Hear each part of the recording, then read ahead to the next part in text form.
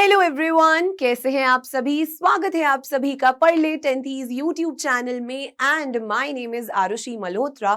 और आज का हमारा ये जो सेशन है ये मोस्ट डिमांडेड सेशन है भाई। जब मैं आपके कमेंट सेक्शन के थ्रू जा रही थी तो बहुत सारे स्टूडेंट्स ने कमेंट किया था कि मैम कंस्ट्रक्शंस करवा दो, सरफेस एरिया एंड वॉल्यूम करवा दो। हाँ जी हाँ जी हाँ जी। सो एक एक करके हम सभी चैप्टर्स को कवर करेंगे, डोंट वरी। सो आज हम करने वाले हैं सरफेस एरिया एंड वॉल्यूम। भाई ये जो चैप्टर है ना, ये आप लोग क्लास 8 से पढ़ते आ रहे हो। क्लास 8 में आपने सबसे पहली बार सरफेस एरिया एंड वॉल्यूम के बारे में बात करी थी और वहां पर आपने क्यूब, क्यूबॉइड और सिलेंडर के बारे में सीखा था। फिर आप क्लास 9th में आए और आप क्लास 9th में फिर आपने आकर कोन सीखा कि कोन क्या होता है। फिर हेमिस्फेयर, स्फेयर, ये सारी चीजों के बारे में बात करी। तो भाई क्लास 10th में ऐसा नया क्या पढ़ने वाले हैं? सो कुछ नया नहीं है, सेम वही फॉर्मूलाज हैं जो आप सभी बच्चे क्लास 9th में पढ़कर आए हैं। लेकिन यहाँ पर बस थोड़ा सा डिफरेंस ये है कि यहाँ पर हम कॉम्बिनेशन ऑफ सॉलिड्स की बात करते हैं कि एक सॉलिड शेप के ऊपर दूसरा सॉलिड शेप अगर हमने प्लेस कर दिया, मान लो फॉर एग्जाम्पल अगर मैं इस क्यूब के ऊपर इस सिलेंडर को प्लेस कर देती हूं, तो अब ये जो सॉलिड शेप बनकर आई है इसका सरफेस एरिया निकालिए या इसका वॉल्यूम निकालिए। तो अब इस चैप्टर के अंदर हमें ऐसे कुछ सॉलिड शेप्स दिए जाएंगे और उनके बारे में हमें सरफेस एरिया या वॉल्यूम निकालना होगा, राइट? चलिए जी, तो शुरू करते हैं। और बहुत ही बेसिक, बहुत ही प्यारा, इंटरेस्टिंग चैप्टर है। अगर आपने ये आज का सेशन पूरा शुरू से लेकर एंड तक देख लिया तो आई कैन गारंटी कि आपको A to Z सारी चीजें क्लियर हो जाएंगी और उसके बाद आप बहुत सारे क्वेश्चंस अपने आप कर पाएंगे, राइट? चलिए जी, तो शुरू करते हैं। And as you all know my name is Aarushi. चलिए अब आगे बढ़ते हैं इस चैप्टर के अंदर और सबसे पहले बात कर लेते हैं कि भाई ये सॉलिड शेप्स आखिरकार क्या होती हैं, जिसके बारे में हम पढ़ते आ रहे हैं कि भाई क्यूब, क्यूबॉइड, सिलेंडर, कोन, ये सारी सॉलिड शेप्स हैं। तो इनका मतलब क्या होता है? सॉलिड शेप्स हम अपनी डेली लाइफ में बहुत देखते हैं, जैसे कि ये पेन, ये रिमोट, ये बोर्ड, ये सब क्या है? सॉलिड शेप्स हैं, क्योंकि इनकी कुछ लंबाई है, कुछ चौड़ाई है और कुछ ऊंचाई या फिर कुछ गहराई है, यानी कि they have length, breadth and height. इनकी 3 डायमेंशंस होती हैं, लेंथ, ब्रेथ, हाइट, 3 डायमेंशंस होती हैं। इसीलिए इन शेप्स को हम 3 डायमेंशनल शेप्स या फिर 3D शेप्स भी कहते हैं। ओके, तो यहाँ पर यही लिखा हुआ है। अब अपने डे टू डे लाइफ में हम सॉलिड शेप्स को कहाँ कहाँ देखते हैं? तो भाई लूडो खेलते वक्त डाइस का इस्तेमाल किया जाता है। So this is what? This is a cube shape. Rubik's cube हम सॉल्व करते हैं, तो this is also a cube shape. घर बनाते समय भाई ईंटों का इस्तेमाल होता है, ब्रिक्स का यूज होता है, this is a cuboid shape. फिर उसके बाद स्कूल में ब्लैक बोर्ड पर लिखा और जब रब करना है, इरेज करना है तो डस्टर का यूज किया, that is also a cuboid shape. Then उसके बाद हमारे इस रिमोट में अगर सेल खत्म हो गए, हम जो माइक यूज कर रहे हैं उसमें बैटरीज खत्म हो गई, सेल खत्म हो गए, तो बैटरी का इस्तेमाल किया, that is a cylinder shape. आपके घरों में एलपीजी सिलेंडर्स आते हैं, गाड़ियों में सीएनजी सिलेंडर्स लगते हैं, तो सिलेंड्रिकल शेप होती है वो, राइट? आपने कोल्ड ड्रिंक की कैन खरीदी, सोडा कैन खरीदा, that is a cylinder shape, right? Birthdays पे कैप्स पहनी गई हैं, तो birthday cap, that is a cone shape. So day to day life में हम बहुत सारी सॉलिड शेप्स अपने आसपास देखते हैं, राइट? हम बॉल से खेल रहे हैं, basketball, football, cricket ball, that is a spherical shape, right? चलिए अब बात करते हैं कि भाई ये जो चैप्टर का नाम है सरफेस एरिया एंड वॉल्यूम, ये 2 पार्ट्स में बटा हुआ है, सरफेस एरिया और दूसरा है वॉल्यूम। सो सरफेस एरिया का मतलब क्या है? अगर मैं आपको ये क्यूब दिखाती हूं, देखो आपके घर में अगर लूडो है तो आप डाइस उठाकर देख लीजिए, तो ये क्या है भाई? एक क्यूब शेप है, हमारे पास ये एक क्यूब शेप है। हम बहुत आराम से देख पा रहे हैं कि इस क्यूब शेप में हमारे पास टोटल वी हैव 6 फेसेस, हमारे पास यहां पर 6 सर्फेसेस हैं, clear? Top, bottom, front, back, right and left. तो in total we have 6 faces. इन सभी फेसेस का या इन सभी सर्फेसेस का अगर मैं एरिया निकालती हूं और उन्हें आपस में जोड़ देती हूं, then we will get the surface area. That is surface area of any solid shape का मतलब है कि the sum of the areas of all the surfaces of that solid shape. Clear है? ये बात हुई क्यूब की। अगर सेम इसी तरीके से हम क्यूबॉइड के बारे में बात करते हैं, तो क्यूबॉइड में भी you can very easily see we have 6 faces, top, bottom, front, back, right and left. We have 6 faces. So cuboid के केस में भी अगर आप इन्हीं सभी 6 faces का एरिया निकालकर ऐड कर देते हो, उसका मतलब है सरफेस एरिया. क्लियर है? अब अगर सिलेंडर के बारे में बात करें तो सिलेंडर के केस में अगर हम बात करें तो सिलेंडर के पास 2 फ्लैट फेसेस हैं, that is this top and this bottom, और एक ये कर्व्ड सरफेस है. दैट मींस आप सिलेंडर के कर्व्ड सरफेस का एरिया, दोनों फ्लैट सरफेसेस का एरिया निकालकर उन्हें जोड़ दोगे, so you will get the surface area of the cylinder.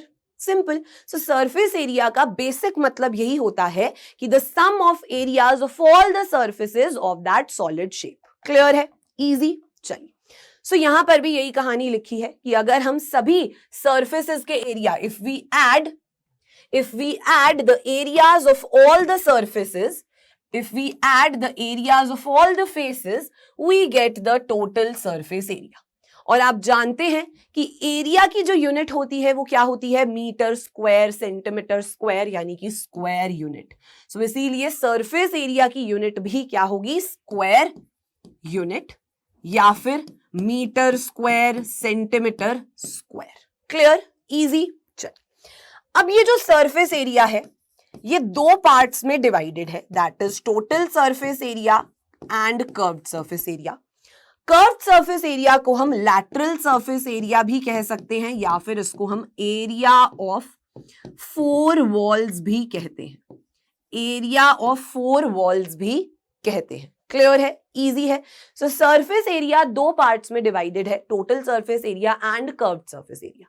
अब टोटल सरफेस एरिया तो नाम से ही समझ आ रहा है भाई कि जिस भी सॉलिड शेप की बात हो रही है उसमें जितने भी सरफेसेस हैं सभी का एरिया निकालकर ऐड कर दीजिए, you will get the total surface area.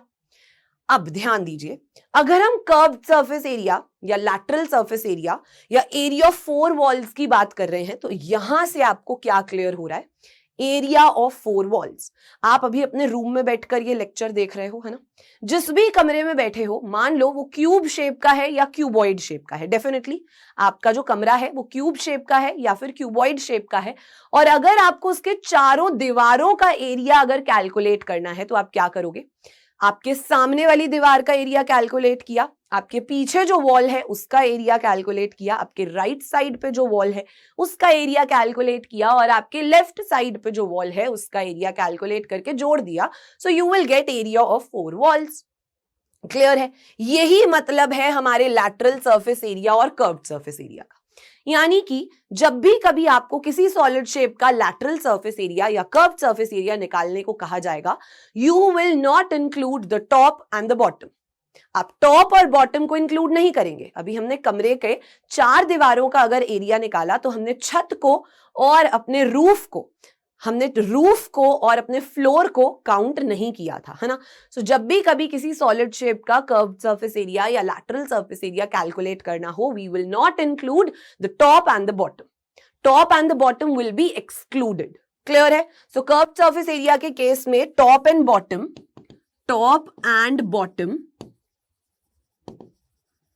are not included.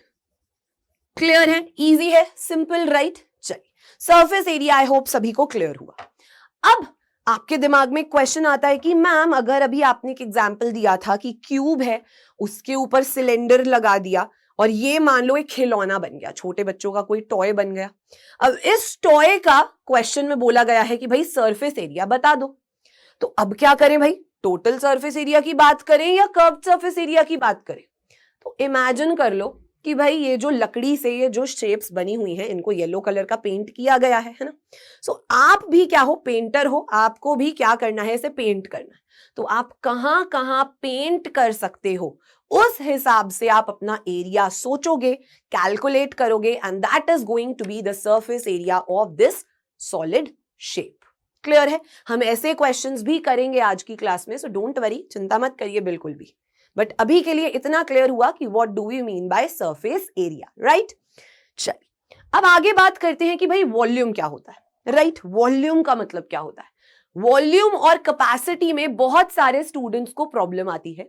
वो समझ नहीं पाते हैं कि यार वॉल्यूम का मतलब क्या है, कैपेसिटी का मतलब क्या है. तो देखिए, वॉल्यूम का मतलब होता है कितनी जगह घेरी जा रही है by that particular solid shape.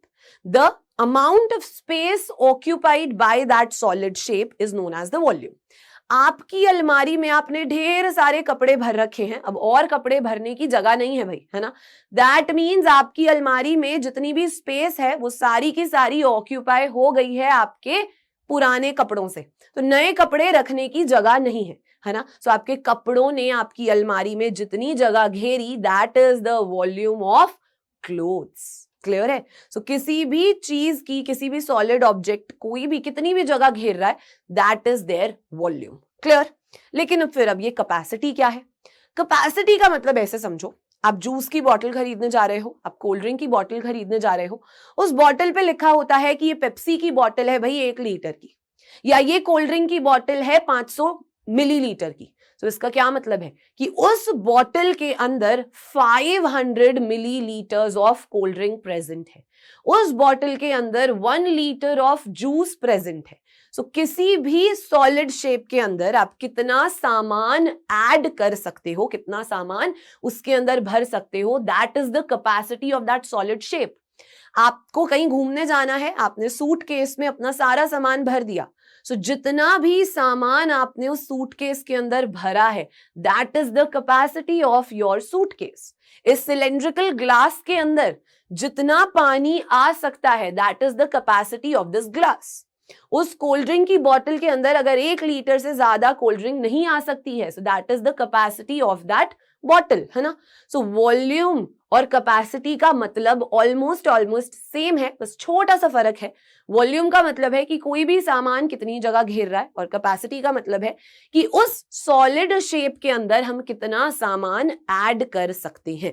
That means capacity of an object is the volume of the substance its interior can accommodate. So capacity of this glass is equal to the volume of water present in it, which is equal to volume of the glass. कि उस glass में कितना पानी आ सकता है. So volume और capacity का मतलब जो है almost similar ही है. तो अगर कभी किसी क्वेश्चन में आपको कैपेसिटी फाइंड करने को दिया जाए, so you should not get confused, वो वॉल्यूम ही पूछ रहे हैं. ठीक है जी, क्लियर है सभी को. चलिए, अब वॉल्यूम की यूनिट क्या होती है? अगर यहां पर हम यूनिट की बात करें तो दैट इज क्यूबिक यूनिट्स, या फिर centimeter cube, meter cube. Clear है? इजी. ओके, मीनिंग क्लियर हुआ. सरफेस एरिया क्या है, वॉल्यूम क्या है. अब चलते हैं फॉर्मूलाज की तरफ. बहुत सिंपल. तो क्यूब क्या होता है? आप देख सकते हो, आपके पास डाइस है, आप क्यूब देख सकते हो. क्यूब कैसे मिलकर बनता है भाई? 6 स्क्वायर्स से मिलकर बनता है, यानी कि स्क्वायर्स जिसकी सारी साइड्स इक्वल होती हैं. सो क्यूब में भी हमारे पास all the sides are equal. अगर ये ए है, ये भी ए है और ये भी ए है, यानी कि इसकी लंबाई भी सेम है, चौड़ाई भी सेम है, इसकी ऊंचाई भी सेम है. सो अगर हमें क्यूब के केस में टोटल सरफेस एरिया कैलकुलेट करना है तो हम कैसे कर सकते हैं? बहुत ही सिंपल सा फॉर्मूला है. और कोई भी फॉर्मूला ना बच्चे रटने की जरूरत नहीं है, समझ के सारी चीजें करनी है. देखिए, टोटल सरफेस एरिया का मतलब है जितने भी फेसेस हैं उन सभी का एरिया निकालो, ऐड करो, आंसर आ जाएगा, है ना. यानी कि अगर आप इस एक स्क्वायर का एरिया निकालोगे, that is side into side, which is a square. Total 6 faces हैं तो टोटल सरफेस एरिया हो गया 6a square. Clear. So total surface area of cube becomes 6a square. Lateral surface area या curved surface area या फिर area of 4 walls, वो क्या हो जाएगा? वो हो जाएगा 4a स्क्वायर. वो हो जाएगा 4a स्क्वायर. ठीक है. अब अगर यहीं पर हम वॉल्यूम की भी बात कर लेते हैं तो वॉल्यूम ऑफ क्यूब हो जाता है साइड का cube, that is a cube. Simple, easy. चलिए, अब बात करते हैं क्यूबॉइड की. क्यूबॉइड की अगर हम बात करें तो क्यूबॉइड के केस में टोटल सरफेस एरिया क्या हो जाएगा? जल्दी सोचिए, टोटल सरफेस एरिया क्या होगा? कुछ भी रटना नहीं है. देखिए, ये हमारी लेंथ है, ये हमारी ब्रेथ है और ये हमारी हाइट है. ठीक है. सो कुछ भी क्रैम नहीं करना है. टोटल सरफेस एरिया क्या हो जाएगा? सबसे पहले बॉटम का एरिया निकालिए, लेंथ इनटू ब्रेथ. फिर टॉप का area, length into breadth. Then right side का एरिया निकालिए. ये क्या है? This is height, this is breadth, so b into H. Left side का area, b into H, then front का area length into height, then back side का area length into height, सभी को ऐड कर दीजिए तो फॉर्मूला बन जाएगा 2 into L B plus B H plus H L. Clear है? ठीक है। अब बारी आ जाती है लैटरल सरफेस एरिया या कर्व्ड सरफेस एरिया या फिर एरिया ऑफ 4 वॉल्स। ठीक है, सो क्या हो जाएगा, टॉप और बॉटम को छोड़ देना है, बाकी 4 दीवारों का एरिया क्या हो जाएगा, सेम ही तरीके से निकालेंगे 2h into L plus B. Easy simple. चलिए अब बात करते हैं वॉल्यूम की। सो वॉल्यूम हो जाता है length into breadth into height, L into B into H. अच्छा, अब अगर मैं आपको बोलती हूं कि मानो हमारे पास क्यूबॉइड शेप का एक कार्टन है, एक गत्ते का डब्बा है, इसके अंदर मुझे सबसे लंबी स्टिक रखनी है, इसके अंदर मुझे सबसे लंबी स्टिक रखनी है, तो वो क्या हो जाएगा, that will be the diagonal of the cuboid. वो हमारे क्यूबॉइड का क्या हो जाएगा, डायगोनल हो जाएगा। क्लियर है? सो अगर मैं बोलती हूं कि द लॉन्गेस्ट रॉड और stick that can be placed in a cuboid is equal to diagonal of cuboid, वो उसके डायगोनल के बराबर होगा। तो डायगोनल ऑफ क्यूबॉइड का फॉर्मूला हो जाता है under root of L square plus B square plus H square. ठीक है। सिमिलरली अगर हम बात करें longest rod or stick that can be placed in a cube that is also equal to its diagonal, तो उसका फॉर्मूला देखिए क्या हो जाएगा। क्यूबॉइड और क्यूब में क्या अंतर है, बस छोटा सा सिंपल सा डिफरेंस है कि क्यूब के केस में लेंथ ब्रेथ और हाइट सब कुछ सेम है, विच इज ए। तो यहां पर आप L और B और H की जगह अगर ए पुट कर दे तो आपका आंसर आ जाएगा √3a, which is √3 into side. Clear है? इजी है। सो ये हमारा हो जाएगा longest rod which can be placed in a cube, which can be placed in a cube. So ये फॉर्मूलाज रिवाइज हुए, ये याद हुआ है ना। चलिए अब आगे चलते हैं, बात आती है सिलेंडर की। सो भाई सिलेंडर के केस में अब आपको बहुत आराम से दिख रहा है कि ये हमारा क्या है, दिस इज आवर सिलेंडर जिसमें 2 फ्लैट सर्फेसेस हैं। ये 2 हमारे पास क्या है, फ्लैट सर्फेसेस हैं, और ये हमारे पास एक कर्व्ड सर्फेस है। क्लियर? ये हमारे पास एक कर्व्ड सर्फेस है। सो अगर सबसे पहले हम बात करें कि सिलेंडर में 2 फ्लैट अगर सर्फेसेस हैं तो डेफिनेटली उस सिलेंडर का कुछ रेडियस होगा, है ना, उस सर्कल का कुछ रेडियस होगा, और इस सिलेंडर की कुछ हाइट होगी h। इस रेडियस और हाइट के बीच में जो एंगल बनता है दैट इज 90 डिग्री। तो इसीलिए इस सिलेंडर को हम एक राइट सर्कुलर सिलेंडर भी कहते हैं, इसीलिए हम इसे एक राइट सर्कुलर सिलेंडर भी कहते हैं। क्लियर है? अब अगर यहां पे मैं कर्व्ड सरफेस एरिया की बात करती हूं, कर्व्ड सरफेस एरिया का मतलब है भाई टॉप को और बॉटम को भूल जाइए। कर्व्ड सरफेस एरिया का मतलब है सिर्फ इस पोर्शन का एरिया, तो वो हो जाएगा हमारे पास 2πRh, वो हो जाएगा 2πRh। ठीक है। अब अगर हम बात करें टोटल सरफेस एरिया की, तो टोटल सरफेस एरिया क्या हो जाएगा, curved surface area plus total surface area, that means area of top, area of bottom, तो यानी कि 2πRh plus area of this circle plus area of this circle, और area of circle क्या होता है, πr²। सो 2 सर्कल्स की बात हो रही है इसीलिए 2πr²। So total surface area क्या हो जाएगा, that is going to be 2πr, common ले लिया, r प्लस h बच गया।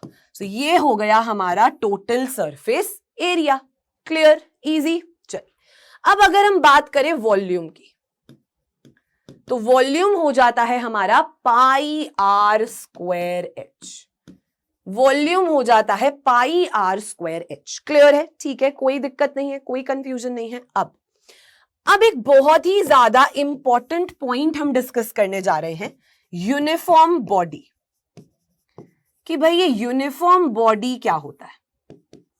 यूनिफॉर्म बॉडी क्या होता है, देखो अगर आप एक क्यूब को, क्यूबॉइड को या सिलेंडर को ध्यान से देखो तो नीचे से लेकर ऊपर तक उसकी चौड़ाई जो है वो सेम रहती है। अगर आप सिलेंडर को देखोगे तो नीचे से वो जितना चौड़ा है ऊपर आते आते भी वो उतना ही चौड़ा है। क्यूब को अगर ध्यान से देखोगे या क्यूबॉइड को अगर ध्यान से देखोगे तो नीचे से वो जितना चौड़ा है ऊपर से भी उसकी चौड़ाई उतनी ही रहती है। लेकिन अगर आप कोन को ध्यान से देखो, कोन को ध्यान से देखो, नीचे से वो बहुत चौड़ा है लेकिन ऊपर जाते जाते जाते उसकी चौड़ाई कम होती जा रही है and it is becoming a point, it is becoming a tip, ये एक टिप बनता जा रहा है ना। सो यानी कि यूनिफॉर्म बॉडीज वो बॉडीज होती हैं जिनकी विड्थ या जिनकी चौड़ाई ऊपर से लेकर नीचे तक एकदम सेम रहती है, और वो बॉडीज हैं हमारी या वो शेप्स हैं हमारी क्यूब, क्यूबॉइड एंड सिलेंडर। ठीक है, सो क्यूब, क्यूबॉइड एंड सिलेंडर, ये तीनों शेप्स को हम यूनिफॉर्म बॉडी कहते हैं। अगर अब किसी भी यूनिफॉर्म बॉडी का आपको कर्व्ड सरफेस एरिया निकालने को बोल दिया जाए, यानी कि क्यूब, क्यूबॉइड या सिलेंडर में से किसी भी एक चीज का आपको कर्व्ड सरफेस एरिया निकालने को बोला जाए, तो आप क्या कर सकते हैं, perimeter of base into height. आप कर सकते हैं perimeter of base into height. आप चेक करना चाहें कर सकते हैं। देखिए सिलेंडर के केस में हमारा बेस क्या है, हमारा बेस है सर्कल। सर्कल का पेरीमीटर क्या होता है, 2 pi R, 2 pi R into height that is h। So curved surface area बन गया 2 पाई आर h। ठीक है जी। अब आ जाइए क्यूबॉइड के केस में। क्यूबॉइड के केस में देखिए कर्व्ड सरफेस एरिया कहां है, कर्व्ड सरफेस एरिया है 2h into L plus B. Cuboid का जो हमारा बेस है वो है रेक्टेंगल, रेक्टेंगल का पेरीमीटर होता है 2 into L plus B, 2 into length plus breadth multiplied by height that is h। Formula बन गया। ठीक है, क्यूब के केस में देखिए हमारा perimeter of the base, base क्या है, स्क्वायर, स्क्वायर का पेरीमीटर होता है 4 इंटू साइड यानी कि 4 इंटू ए, और हमारी हाइट क्या है, हाइट भी हमारी a है, तो 4a into a which becomes 4a square, right. और यही हमारा देखिए फॉर्मूला है, यही हमारा फॉर्मूला है। तो बस ये छोटी सी एक चीज है जो आपको याद रखनी है। क्लियर है, क्योंकि बहुत बार क्वेश्चंस में डायरेक्ट हम इसी चीज का यूज कर पाते हैं। अब अगर वॉल्यूम की बात कर ली जाए कि volume of any uniform body या वॉल्यूम ऑफ क्यूब, क्यूबॉइड और सिलेंडर, तो वो होता है area of base into height, वो होता है area of base into height. Easy peasy lemon squeezy, clear to all of you, right. चलिए अब आ जाइए कोन की तरफ। तो भाई ये कोन क्या है, कोन में हमारे पास एक फ्लैट सरफेस है, यानी कि बॉटम जो है उसका फ्लैट सरफेस है, और ये जो पार्ट है ये उसका कर्व्ड सरफेस है। क्लियर है, ठीक है। सो अब आप ध्यान से देखिए, तो ये जो फ्लैट सरफेस है ये सर्कल है, तो डेफिनेटली इसका कुछ रेडियस होगा, इस कोन की कुछ हाइट होगी h, और हाइट और रेडियस के बीच में जो एंगल है वो 90 डिग्री है। सो इसीलिए इसे भी एक राइट सर्कुलर कोन कहा जाता है, और ये जो राइट सर्कुलर कोन है ये राइट एंगल्ड ट्रायंगल को रिवॉल्व करने से बनाया जाता है। ठीक है, और अगर मैं इसको नाम दे दूं सपोज पॉइंट A, इसे O, इसे B, तो ये जो ए बी हमारी लेंथ बन रही है इसको कहा जाता है L, that is the slant height. ठीक है, सो आप यहां पर लिख सकते हैं कि R हमारा रेडियस है, H हमारी हाइट है, और L हमारा स्लांट हाइट है। क्लियर है। अब बहुत बार बच्चे कंफ्यूज हो जाते हैं कि मैम ये R, H और L के बीच में जो रिलेशनशिप है ना वो हम भूल जाते हैं, हमें याद नहीं रहता है। रटने की जरूरत नहीं है यार, जब मैं यहां पर हूं, नथिंग टू क्रैम, है ना, कुछ भी रटना नहीं है। ठीक है, देखो आपको दिख रहा है कि ट्राइंगल AOB जो है ये एक राइट एंगल्ड ट्राइंगल बन रहा है ना, और एक राइट एंगल्ड ट्राइंगल में बच्चे आप पाइथागोरस थ्योरम यूज कर सकते हो, आप पाइथागोरस थ्योरम यूज कर सकते हो बहुत आराम से, है ना। सो पाइथागोरस थ्योरम यूज करेंगे तो ये हो जाएगा L square is equal to H square plus R square, खत्म कहानी। This is the relationship between slant height, radius and height of a cone. Easy. चल अब बात करते हैं curved surface area of cone की, तो वो हो जाता है पाई आर एल। अगर हम टोटल सरफेस एरिया की बात करें तो वो क्या हो जाएगा, curved surface area plus area of bottom, है ना। So pi R L plus pi are square which is pi R common R plus L बच गया। तो ये हमारा फॉर्मूला हो गया। अब वॉल्यूम की बात करें तो वॉल्यूम हो जाता है 1/3 पाई आर स्क्वायर एच। इसको याद रखने का तरीका है कि अगर आप एक कोन लेते हैं और एक सिलेंडर लेते हैं जिनका रेडियस और हाइट अगर बराबर है, तो आपको 3 कोन्स की मदद से आप एक सिलेंडर को पूरा का पूरा पानी से भर सकते हैं। अगर कोन में आपने पानी लिया और उसी पानी को आपने सिलेंडर में अगर ट्रांसफर कर दिया, तो आपको उस कोन को 3 बार भरना पड़ेगा, तब जाकर वो सिलेंडर कंप्लीटली फिल होगा। यानी कि 3 कोन्स की वॉल्यूम जो है वो एक सिलेंडर की वॉल्यूम के बराबर है। So that means volume of 1 cone will be equal to 1/3 of the volume of cylinder. So ये हमारा फॉर्मूला बन जाता है। ठीक है, सिंपल। चलिए अब आगे चलते हैं भाई स्फेयर की तरफ। तो स्फेयर क्या है, बॉल, जो हमारी फुटबॉल, क्रिकेट बॉल, ये जो बॉल है इसे कहते हैं स्फेरिकल शेप, ये है स्फेयर। ठीक है, अब इस स्फेयर का डेफिनेटली कुछ ना कुछ रेडियस होगा which is small r. Okay, अब आप देख पा रहे हो कि यार ये जो स्फेयर है इसका तो ना कोई टॉप है ना कोई बॉटम है, इसका तो बस सिर्फ और सिर्फ एक कर्व्ड सरफेस है, घुमावदार सरफेस है। तो स्फेयर के केस में हम चाहे सरफेस एरिया बोले, चाहे उसे टोटल सरफेस एरिया बोले, चाहे उसे कर्व्ड सरफेस एरिया बोले, बात एक ही है, which becomes 4 pi are square. ठीक है, वॉल्यूम की बात करें तो वॉल्यूम हो जाता है हमारा 4/3 पाई आर क्यूब। ध्यान देना है कहां पर आर स्क्वायर है, कहां पर आर क्यूब है। बहुत सारे स्टूडेंट्स फॉर्मूला में कंफ्यूज हो जाते हैं, गलती से आर स्क्वायर की जगह आर क्यूब पुट कर दिया और फिर आंसर गलत आ जाएगा। ठीक है, अब आपके घर में भाई नींबू है, ठीक है, आपने उस नींबू को बीच में से कट कर दिया। जैसे कि आपने अपनी ज्योग्राफी की बुक्स में भी पढ़ा है कि अर्थ को हम एक स्फेरिकल शेप कंसिडर करते हैं और एक इमेजिनरी लाइन इक्वेटर की मदद से अगर हमने उसे कट करा, है ना, तो हम 2 बराबर हिस्सों में बट जाते हैं, that is the northern hemisphere and the southern hemisphere. यानी कि अगर आपने एक स्फेयर को बीच में से कट कर दिया तो वो 2 बराबर टुकड़े आपके पास आ गए, कुछ इस टाइप से नींबू के 2 ऐसे टुकड़े हो जाएंगे, है ना, और इसको कहते हैं हेमिस्फेयर। ठीक है, जैसे अर्थ के इमेजिनरी एक्सिस इक्वेटर की मदद से अगर 2 टुकड़े किए तो ऊपर वाले हिस्से को नॉर्दर्न हेमिस्फेयर कहते हैं और नीचे वाले हिस्से को सदर्न हेमिस्फेयर कहते हैं। सो स्फेयर के बीच में से उसे कट किया और 2 बराबर हिस्से हुए, दैट इज वो बन गया half sphere, that is hemisphere. ये बन गया half sphere, that is hemisphere. Clear है? अब इस हेमिस्फेयर का डेफिनेटली कुछ रेडियस होगा। सो भाई इसका क्या है, कुछ रेडियस है, दिस इज आर। अब इस हेमिस्फेयर का कुछ कर्व्ड सरफेस एरिया भी होगा और कुछ टोटल सरफेस एरिया भी होगा। तो भाई इस हेमिस्फेयर का अगर हमें कर्व्ड सरफेस एरिया निकालना है तो देखिए क्या होगा। कर्व्ड सरफेस एरिया मतलब सिर्फ इस पोर्शन का एरिया, हम इस टॉप को भूल जाएंगे, है ना। सो इसका एरिया क्या होगा, देखिए आप स्फेयर को बीच में से कट कर रहे हो, तो यानी कि जितना सरफेस एरिया हमारे स्फेयर का था उसी का आधा ये है, उसी का आधा ये है, यानी कि सरफेस एरिया ऑफ स्फेयर का आधा, that is curved surface area हो गया 4 pi are square divided by 2, that is 2 pi are square. ये हमारा हो गया curved surface area of hemisphere. अब अगर बात आ जाए टोटल सरफेस एरिया की, तो भाई अब इस टॉप को भी इंक्लूड कर दो, यानी कि curved surface area plus area of this circle, that means 2 pi are square plus pi are square, that is 3 pi are square. ये हो गया total surface area of hemisphere. Volume की बात कर लेते हैं।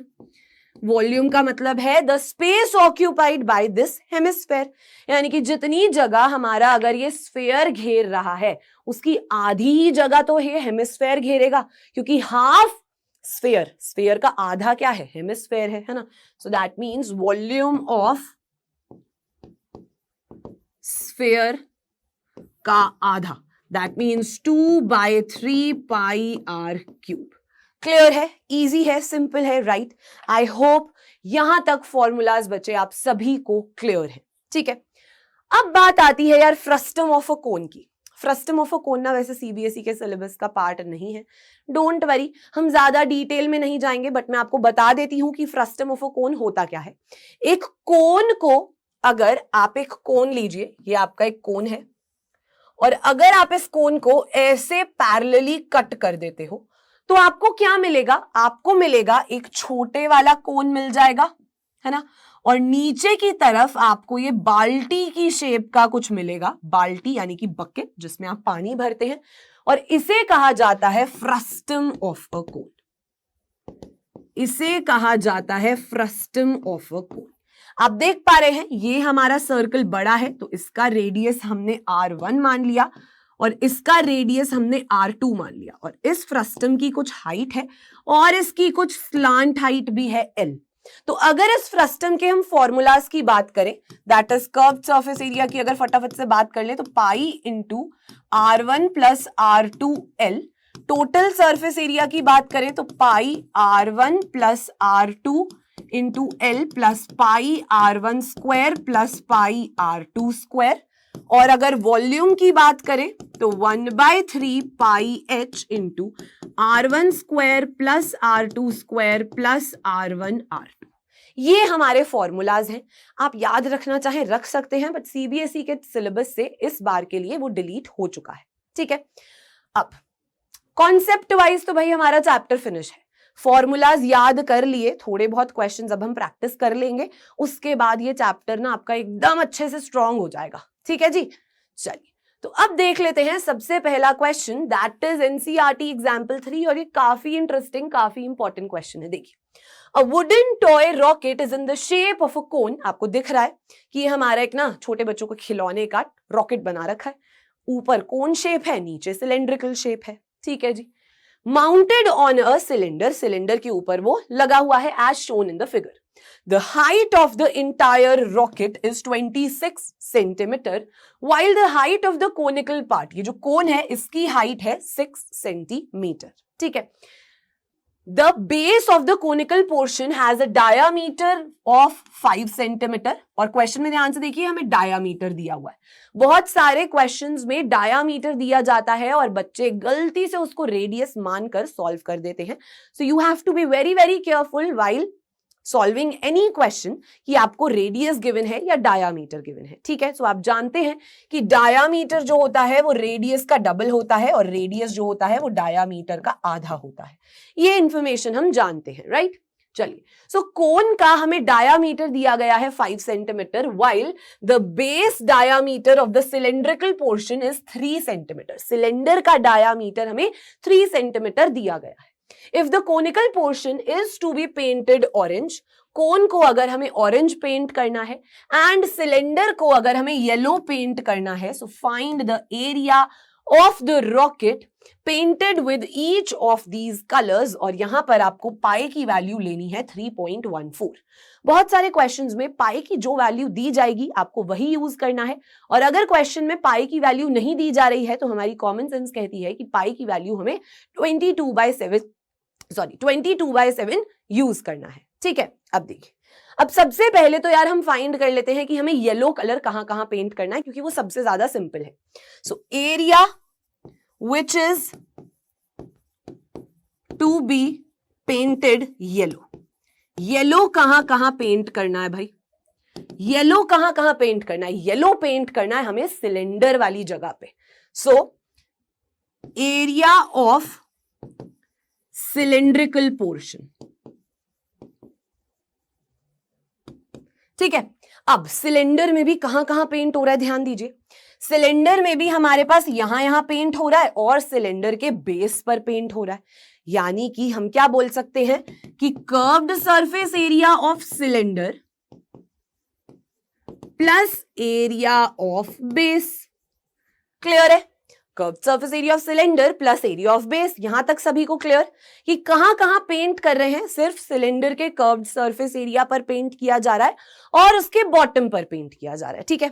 अब curved surface area of cylinder का फॉर्मूला क्या होता है, वो होता है, अगर आप ध्यान से देखिए तो हमें सिलेंडर का क्या दिया जा रहा है, हमें सिलेंडर का डायामीटर दिया जा रहा है, ये हमें डायामीटर दिया जा रहा है, सपोज इसको मैं कैपिटल डी मान लेती हूं, तो वो हमें दिया जा रहा है, कैपिटल डी नहीं, चलो स्मॉल डी मान लेते हैं।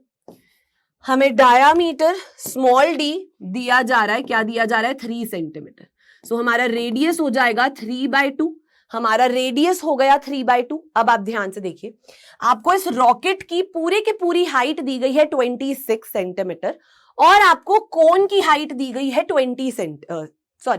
रॉकेट की हाइट दी गई है 6 सेंटीमीटर और कोन की हाइट दी गई है 6 सेंटीमीटर, है ना। सो सिलेंडर की हाइट क्या हो जाएगी, सिलेंडर की हाइट अगर हम h मान लेते हैं तो ये हो जाएगी हमारे पास 20 सेंटीमीटर, ठीक है। सो आपके पास रेडियस आ गया, आपके पास हाइट आ गई।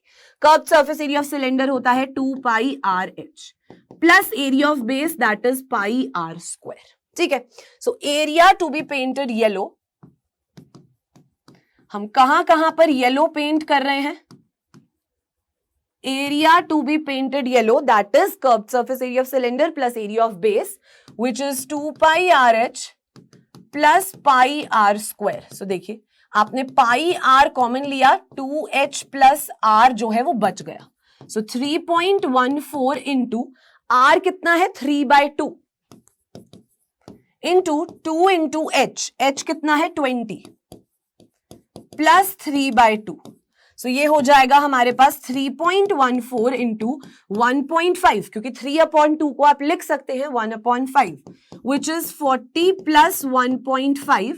सो ये हो जाएगा 3.14 into 1.5 multiplied by 41.5।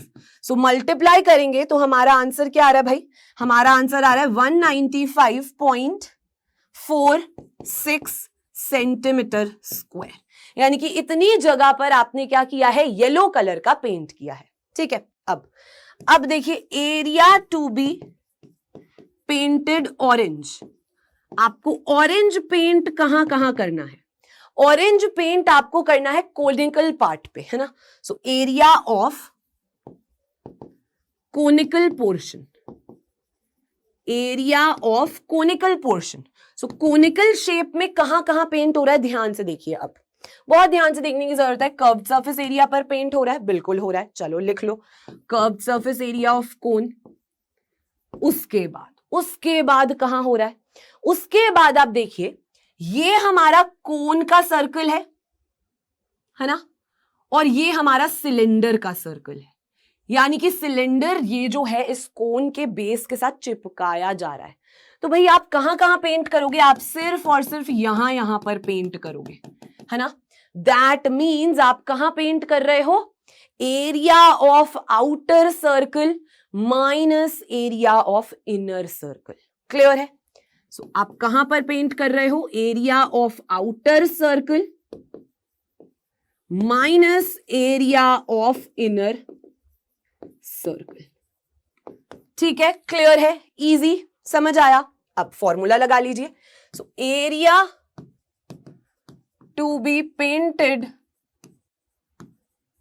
Orange, that is curved surface area of cone क्या होता है, πr(l) प्लस, अब ध्यान देना है, यहां पर आपने स्मॉल r और स्मॉल h सिलेंडर की मेजरमेंट्स को कहा था, कोन की मेजरमेंट्स को आप कैपिटल R कह दीजिए। अगर कोन की मेजरमेंट्स की बात हो रही है तो हमारा कैपिटल R क्या हो जाएगा, हमारा डायामीटर हमें दिया गया है 5 सेंटीमीटर, है ना, हमारा डायामीटर हमें 5 सेंटीमीटर दिया गया है। सो रेडियस हो जाएगा 5/2, हमारी हाइट दी गई है हमें 6 सेंटीमीटर, ठीक है।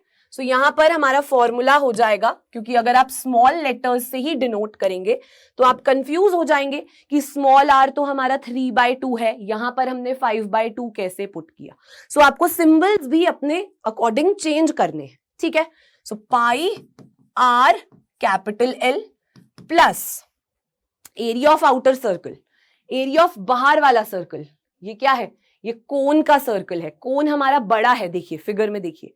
सो कोन का circle that means pi capital R² minus अंदर वाले सर्कल का एरिया, दैट मींस वो सिलेंडर वाला सर्कल है, so minus pi small R², ठीक है। अब हमारे पास कैपिटल आर की वैल्यू है, हमारे पास स्मॉल आर की वैल्यू है, दैट इज 3/2 सेंटीमीटर, लेकिन हमारे पास कैपिटल एल यानी कि slant height of the cone की वैल्यू नहीं है। स्लांट हाइट ऑफ कोन की वैल्यू नहीं है, कोई दिक्कत नहीं है, हम फाइंड कर सकते हैं। हमें आर पता है, हमें एच पता है, तो हम एल भी कैलकुलेट कर सकते हैं। कैसे? L square is equal to r square plus H square. So L square is equal to, ये हो जाएगा 5/2 का स्क्वायर प्लस 6 का स्क्वायर, दैट इज 25/4 प्लस 36। सो आपने एलसीएम ले लिया, ये हो गया हमारे पास 36 इंटू 4, दैट इज 24 एंड 144। ठीक है, सो ये हो जाएगा 169/4। क्लियर है?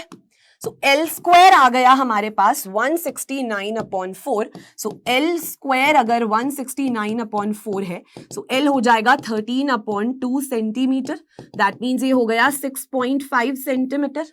क्लियर? इजी। अब आप यहां पर वैल्यूज पुट कर सकते हो। चलिए, सो ये हो जाएगा 3.14 into 5/2 into this is 13/2 plus pi common लिया, capital R square minus small R square. ठीक है, सो अब क्या हो जाएगा?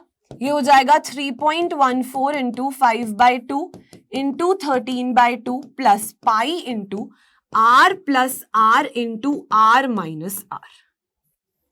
ठीक है, क्लियर है? आपने सिर्फ और सिर्फ फॉर्मूलाज में वैल्यूज पुट करी हैं और यहां पर आप इस अलजेब्राइक आइडेंटिटी का यूज कर रहे हैं, that is a square minus b square is equal to a plus b into a minus b, ताकि आपकी कैलकुलेशंस इजी हो जाए। ठीक है, अब क्या करेंगे? 3.14 इंटू 2.5 इंटू 6.5 है ना, 5/2 को 2.5 लिख सकते हैं, 13/2 को 6.5 लिख सकते हैं, प्लस 3.4 इंटू कैपिटल आर क्या है 5/2 और ये है 3/2, that is 8/2 which is 2 into 5/2 minus 3/2 that is 2/2 which is 1। सो अब आप इसको सिंप्लीफाई करेंगे बच्चे, तो आपका आंसर आ जाएगा 63, क्या आ रहा है हमारा answer? 63.58 centimetre square. This is our answer. Clear है? इजी, सिंपल, समझ आया सभी को? सो ऐसे ही क्वेश्चंस एग्जाम में आते हैं and they are really very very important questions. आपको ऐसे ही सोचना है कि आप कहां कहां पेंट कर सकते हैं, उसके हिसाब से आप अपना आंसर, उसके हिसाब से अगर ये चीज एक बार आपने सोच समझ के लिख ली, फिर तो बस फॉर्मूला पुट करना है, वैल्यूज पुट करनी है and you will get your answer, right? चलिए आगे चलते हैं नेक्स्ट क्वेश्चन की तरफ, that is NCERT exercise 13.1 question number 9। देखिए क्या कह रहा है। A wooden article was made by scooping out a hemisphere from each end of a solid cylinder. हमारे पास एक सिलेंडर है, मानो आप आइसक्रीम की ब्रिक लाते हो, बहुत बड़ी शादियों में आपने देखा होगा कि जो वेटर होता है उसके पास आइसक्रीम की ब्रिक होती है और उसमें से वो हल्का सा स्कूप निकालकर आपको एक कटोरी में दे देता है ना? तो यहां पर भी हम क्या कर रहे हैं, हमारे पास एक हेमिस्फेयर है, एक सॉलिड हेमिस्फेयर है, जिसमें से हम खोद रहे हैं और हमने एक हेमिस्फेयर ऊपर और नीचे खोद दिया। ठीक है, अब वो कह रहे हैं कि height of the cylinder is 10 centimetre. ठीक है भाई, सिलेंडर की जो हमारी हाइट है दैट इज 10 सेंटीमीटर, ये जो हाइट है this is h which is 10 centimetre, done. और उसका जो रेडियस दिया गया है, क्वेश्चन में ध्यान से देखिए, आपको रेडियस बोला गया है 3.5। सो यहां पर ये जो रेडियस है हमारा दैट इज 3.5 सेंटीमीटर। ठीक है, रेडियस दिया गया है, डायामीटर नहीं दिया गया है। अब पूछा जा रहा है total surface area of this article. अब जब भी कभी ऐसे क्वेश्चंस होंगे जहां पर दो या दो से ज्यादा सॉलिड शेप्स की बात हो रही है और आपसे सरफेस एरिया या टोटल सरफेस एरिया पूछा जा रहा है, तो आप अपने दिमाग में सोच लो कि आप ना पेंटर हो और पूरी दुनिया को पेंट करने निकले हो। तो यहां पर भी आप सोचो कि कहां कहां पेंट कर सकते हो। तो सबसे पहले तो आप इस सिलेंडर के कर्व्ड सरफेस एरिया पर पेंट करोगे। सो देखिए, total surface area of article वो क्या हो जाएगा, curved surface area of cylinder, है ना? यहां पर पेंट करोगे। उसके बाद इस हेमिस्फेयर के अंदर की तरफ पेंट करोगे, है ना। हमारे पास एक कटोरी है, उसके अंदर हम पेंट कर रहे हैं, यानी कि curved surface area of hemisphere की बात हो रही है। So curved surface area of 2 hemispheres की बात हो रही है ना। दोनों हेमिस्फेयर्स के अंदर पेंट करेंगे, खत्म कहानी। यहां पेंट कर रहे हैं और वो हमारा एरिया हो रहा है, ठीक है जी। चलिए, so curved surface area of cylinder क्या होता है, 2 पाई आर एच। फॉर्मूलाज याद रखना जरूरी है। Curved surface area of hemisphere क्या होता है, 2 पाई आर स्क्वायर। 2 हेमिस्फेयर्स की बात हो रही है तो 2 से मल्टीप्लाई कर दीजिए, that is 2 into 2 pi are square, ठीक है। सो अब 2 पाई आर कॉमन लिया, बच गया h प्लस 2 आर, ठीक है। वैल्यूज पुट कर लीजिए, 2 into 22/7 into 3.5 into 10 plus 2 into 3.5, ठीक है। सो ये हो जाएगा, देखिए पॉइंट रिमूव किया, नीचे आ गया 10, सो 7 के टेबल में ये जाएगा 5 पे, 5 into 2 is 10, so cancel. 22 into ये हो जाएगा 10 प्लस 7, सो 22 इंटू 17 मल्टीप्लाई करेंगे तो क्या आ जाएगा, ये हो जाएगा 14, दिस इज 15, 2 2, सो ये हो गया 4 7 एंड 3, 374 सेंटीमीटर स्क्वायर।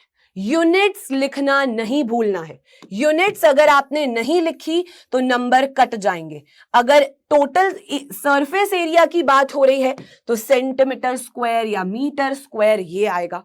अगर वॉल्यूम की बात हो रही है तो सेंटीमीटर क्यूब, मीटर क्यूब ये लिखना जरूरी है, ठीक है। यूनिट्स अगर मेंशन नहीं करी, चाहे पूरा आंसर आपका सही आ रहा है, अगर आपने यहाँ पे 374 लिख दिया, सेंटीमीटर स्क्वायर नहीं लिखा, तो एक नंबर डेफिनेटली कट जाएगा, ठीक है। क्लियर है, सभी को समझ आया ये क्वेश्चन?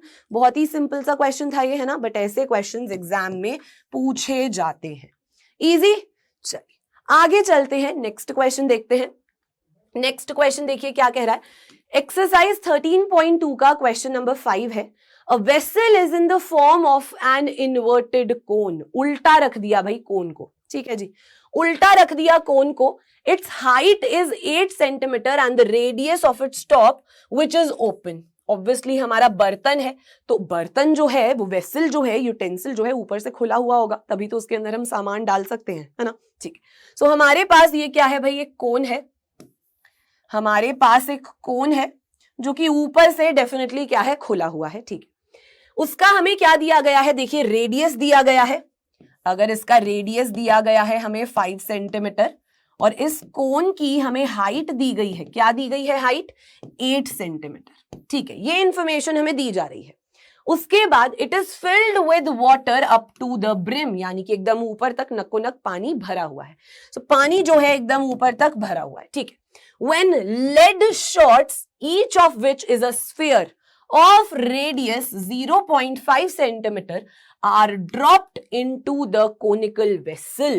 अगर आपने क्या किया, ये lead shots जो हैं इस बर्तन, इस vessel के अंदर डाल दिए और इनकी शेप है sphere और इनका रेडियस अगर हम कैपिटल आर मान लेते हैं, जो कि हमें दिया गया है 0.5 सेंटीमीटर, तो वो कह रहे हैं, अब देखो इमेजिन करो आपकी ग्लास में पानी है और गलती से उस पानी से जो भरा हुआ गिलास है उसके अंदर नींबू गिर जाता है ना। उसके अंदर अगर नींबू गिर गया तो पानी जो है वो हमारा थोड़ा सा निकलकर बाहर आ जाएगा, है ना। कितना पानी बाहर आएगा वो पता कैसे चलेगा भाई, जितनी जगह हमारा नींबू घेरेगा उस ग्लास के अंदर उतनी ही जगह क्या हो जाएगी, खाली हो जाएगी, यानी कि उतना ही पानी बाहर निकल आएगा। यानी कि यहां पर भी जितनी जगह हमारे इन लेड शॉट्स, इन स्फीयर्स ने घेरी है, उतना ही पानी क्या है, बाहर निकल रहा है। और वो कह रहे हैं कि 1/4 of the water flows out. That means volume of lead shots जिनकी शेप है sphere is equal to volume of water flowing out. इतना पानी बाहर निकलेगा। और कितना पानी बाहर निकला है भाई, कितना पानी बाहर निकला है, 1/4 ऑफ वॉल्यूम ऑफ कोन, क्योंकि कोन के अंदर जितना पानी था उसमें से 1/4 पानी जो है वो बाहर निकल गया है, ठीक है। अब हम मान लेते हैं कि हमारे पास टोटल n लेड शॉट्स हैं। So let there are n lead shots. So हमें क्या करना है, n की वैल्यू कैलकुलेट करनी है कि हमारे पास कितने लेड शॉट्स प्रेजेंट है, कितने ये स्फीयर बॉल्स जो हैं वो प्रेजेंट है, यही फाइंड करना है ना। देखिए, find the number of lead shots, ठीक है। So volume of lead shots यानी कि n, कितने लेड शॉट्स हैं n, और एक स्फीयर का वॉल्यूम कितना होता है 4/3 pi are cube. So 4/3 pi capital R cube, क्योंकि हमने रेडियस क्या माना है, कैपिटल आर माना है, which is equal to 1/4 of the volume of cone, है ना। So 1/4 of volume of cone कितना होता है 1/3 pi are square h. So 1/3 pi are square h. अब हमने सिंबल्स यहां पर कैपिटल आर और स्मॉल आर अलग अलग क्यों लिए हैं, ताकि हमें पता रहे कि ये दोनों रेडियस अलग अलग दिए गए हैं क्वेश्चन में हमें, है ना। अगर हम सिंबल्स सेम ले लेते हैं तो हमें सॉल्व करने में फिर बाद में दिक्कत होती है। अगर हमारा ध्यान इधर उधर भटक जाता है तो फिर वैल्यूज गलत पुट करी जाती हैं और आंसर गलत आ जाता है। सो ये छोटी छोटी बातों का एग्जाम में ध्यान देना है कि आप पहले से ही एकदम सतर्क रहें, चौकन्ने रहें, फोकस्ड रहें अपने पेपर को सॉल्व करते वक्त, तभी जाकर आपके नंबर भी अच्छे आएंगे।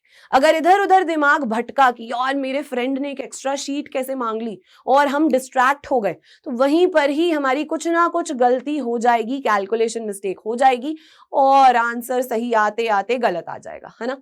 सो you don't have to get distracted and demotivated. Okay, चलिए, सो फॉर्मूला पुट करिए, वैल्यूज पुट करिए और आंसर आ जाएगा।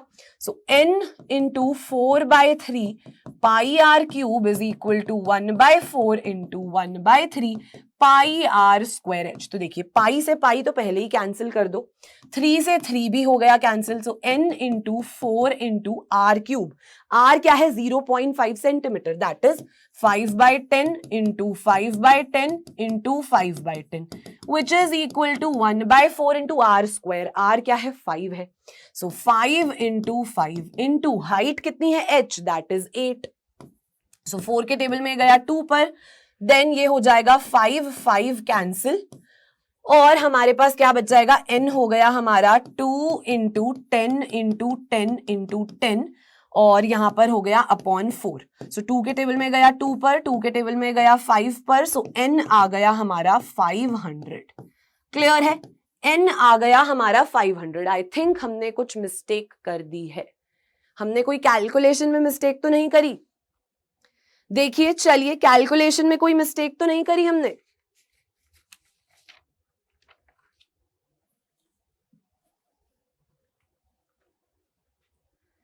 कैलकुलेशन में कहीं कोई मिस्टेक, 5/10 5/10, यहां पर 5 इंटू 5, यहां पर 8, देन उसके बाद ओके, चलिए एक बार दोबारा ट्राई कर लेते हैं, कहीं कैलकुलेशन में तो कोई मिस्टेक नहीं हो गई।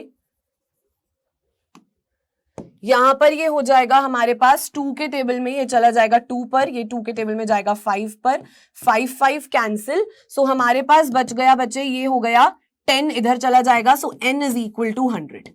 ये हमारा आंसर है। हमने कोई पहले कैलकुलेशन मिस्टेक कर दी थी, but n is equal to 100 is our answer. Clear है। सो मेन इस क्वेश्चन में ये चीज समझना जरूरी था। अगर ये चीज आपने समझ ली है तो बाकी तो काम क्या है, सिर्फ फॉर्मूला पुट करना है, वैल्यूज पुट करनी है and you will get your answer.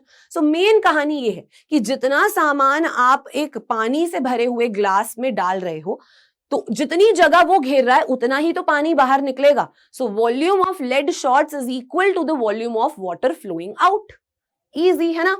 चलिए आगे चलते हैं, नेक्स्ट क्वेश्चन देखते हैं। Next question is exercise 13.2 question number 7। देखिए, a solid consisting of a right circular cone of height 120 centimeter and radius 60 centimeter is standing on a hemisphere of radius 60 centimeter। देखिए क्या कह रहे हैं कि हमारे पास एक हेमिस्फेयर है, उसके जस्ट ऊपर एक कोन है, वो ऐसे खड़ा हुआ है। ठीक है, रेडियस ऑफ कोन और रेडियस ऑफ हेमिस्फेयर सेम है, that is 60 centimetre. So radius हमारा एकदम सेम है, हाइट ऑफ द कोन भी हमें दिया गया है। हाइट क्या दी गई है 120 सेंटीमीटर। ठीक है, अब वो बोल रहे हैं कि इस सॉलिड शेप को हम क्या कर रहे हैं, हम रख रहे हैं placed upright in a right circular cylinder full of water, यानी कि इस सॉलिड शेप को हम एक सिलेंडर के अंदर रख रहे हैं। ठीक है जी, इस सॉलिड शेप को हम एक सिलेंडर के अंदर रख रहे हैं जिसके अंदर पूरा का पूरा पानी भरा हुआ है। ठीक है, अब वो कह रहे हैं find the volume of water left in the cylinder if the radius of the cylinder is 60 centimetre. भाई सिलेंडर का रेडियस भी हमें 60 सेंटीमीटर दिया गया है और height of the cylinder capital H वो हमें दिया गया है 180 सेंटीमीटर। अब वो कह रहे हैं कि volume of water left in the cylinder, वो क्या हो जाएगा, कितना पानी बचा है, volume of water left, that will be volume of cylinder, पहले उसके अंदर कितना पानी था, माइनस कितनी जगह हमारे इस सॉलिड शेप ने घेरी है, यानी कि कोन और हेमिस्फेयर ने घेरी है ना, क्लियर, उतना ही तो पानी बचेगा। हमारा पानी कहां कहां होगा, हमारा पानी यहां हो सकता है ना, हमारा पानी यहां पर हो सकता है, क्लियर है, दिख नहीं रहा ना ये, चलिए रेड कलर से देखते हैं, आई होप अब क्लियर है। यहां पर हमारा पानी होगा, राइट, यहां पर हमारा पानी होगा। ठीक है जी, सो क्या हो जाएगा, volume of water left is volume of cylinder minus volume of solid, जो सॉलिड हमने उसके अंदर रखा है। अब वॉल्यूम ऑफ दिस सॉलिड कैसे निकलेगा, volume of cone plus volume of hemisphere, है ना, जितनी जगह ये सॉलिड शेप घेर रहा है, यानी कि कोन और हेमिस्फेयर का वॉल्यूम, राइट। सो ये हो जाएगा volume of cylinder minus volume of cone plus volume of hemisphere. ठीक है, क्लियर है। अब आपको फॉर्मूलाज पता है, वॉल्यूम ऑफ सिलेंडर क्या होता है, पाई आर स्क्वायर एच माइनस, लेकिन ध्यान देना है दोनों का रेडियस बराबर है बच्चे, रेडियस बराबर है, दैट इज स्मॉल आर, लेकिन कोन की हाइट है स्मॉल एच और सिलेंडर की हाइट है कैपिटल एच, तो यहां पर आपको कैपिटल एच लिखना पड़ेगा, यहां पर आपको कैपिटल एच लिखना पड़ेगा, minus volume of cone that is 1/3 pi are square H minus volume of hemisphere that is 2/3 pi are cube. ठीक है जी, क्लियर कहानी। चलिए, so volume of water left कितना आ गया, that is pi are square H minus 1/3 pi are square H minus 2/3 pi are cube. Values put कर लीजिए। सो आप देख सकते हैं कि हम पाई आर स्क्वायर कॉमन ले सकते हैं, so H minus 1/3 H minus 2/3 r. ठीक है, ये हमारे पास बच जाएगा। अब 22/7 into 60 into 60 into capital H क्या है 180, है ना, सो 180 माइनस स्मॉल एच क्या है 120, सो 120/3 माइनस 2/3 इंटू 60, क्योंकि आर क्या है 60 है। ठीक है, सो ये हो जाएगा 22/7 इंटू 60 इंटू 60 इंटू 180 माइनस 40, ये हो जाएगा -40। ठीक है, सो ये हो गया 22/7 इंटू 60 इंटू 60 इंटू 100। ठीक है, और दैट इज सेंटीमीटर क्यूब। उसके बाद आप अपना आंसर निकाल सकते हो। अब तो कैलकुलेशन कर सकते हो, आंसर निकल जाएगा, है ना। मेन कहानी सिर्फ इतना समझना था, मेन कहानी सिर्फ इतना समझना था। अगर यहां तक समझ आ गया तो उसके बाद तो हमने कुछ नहीं किया, सिर्फ वैल्यूज पुट करी, सॉल्व किया और कैलकुलेशन करने के बाद आंसर आ जाएगा। ठीक है, सो इतना तो कर ही सकते हो, छोड़ सकती हूँ ना, इतना तो मैं विश्वास कर सकती हूँ आप लोगों पे, है ना, राइट, कि now you can do it. इतनी कैलकुलेशन तो आप लोग कर पाओगे, राइट। चलिए जी, आगे चलते हैं।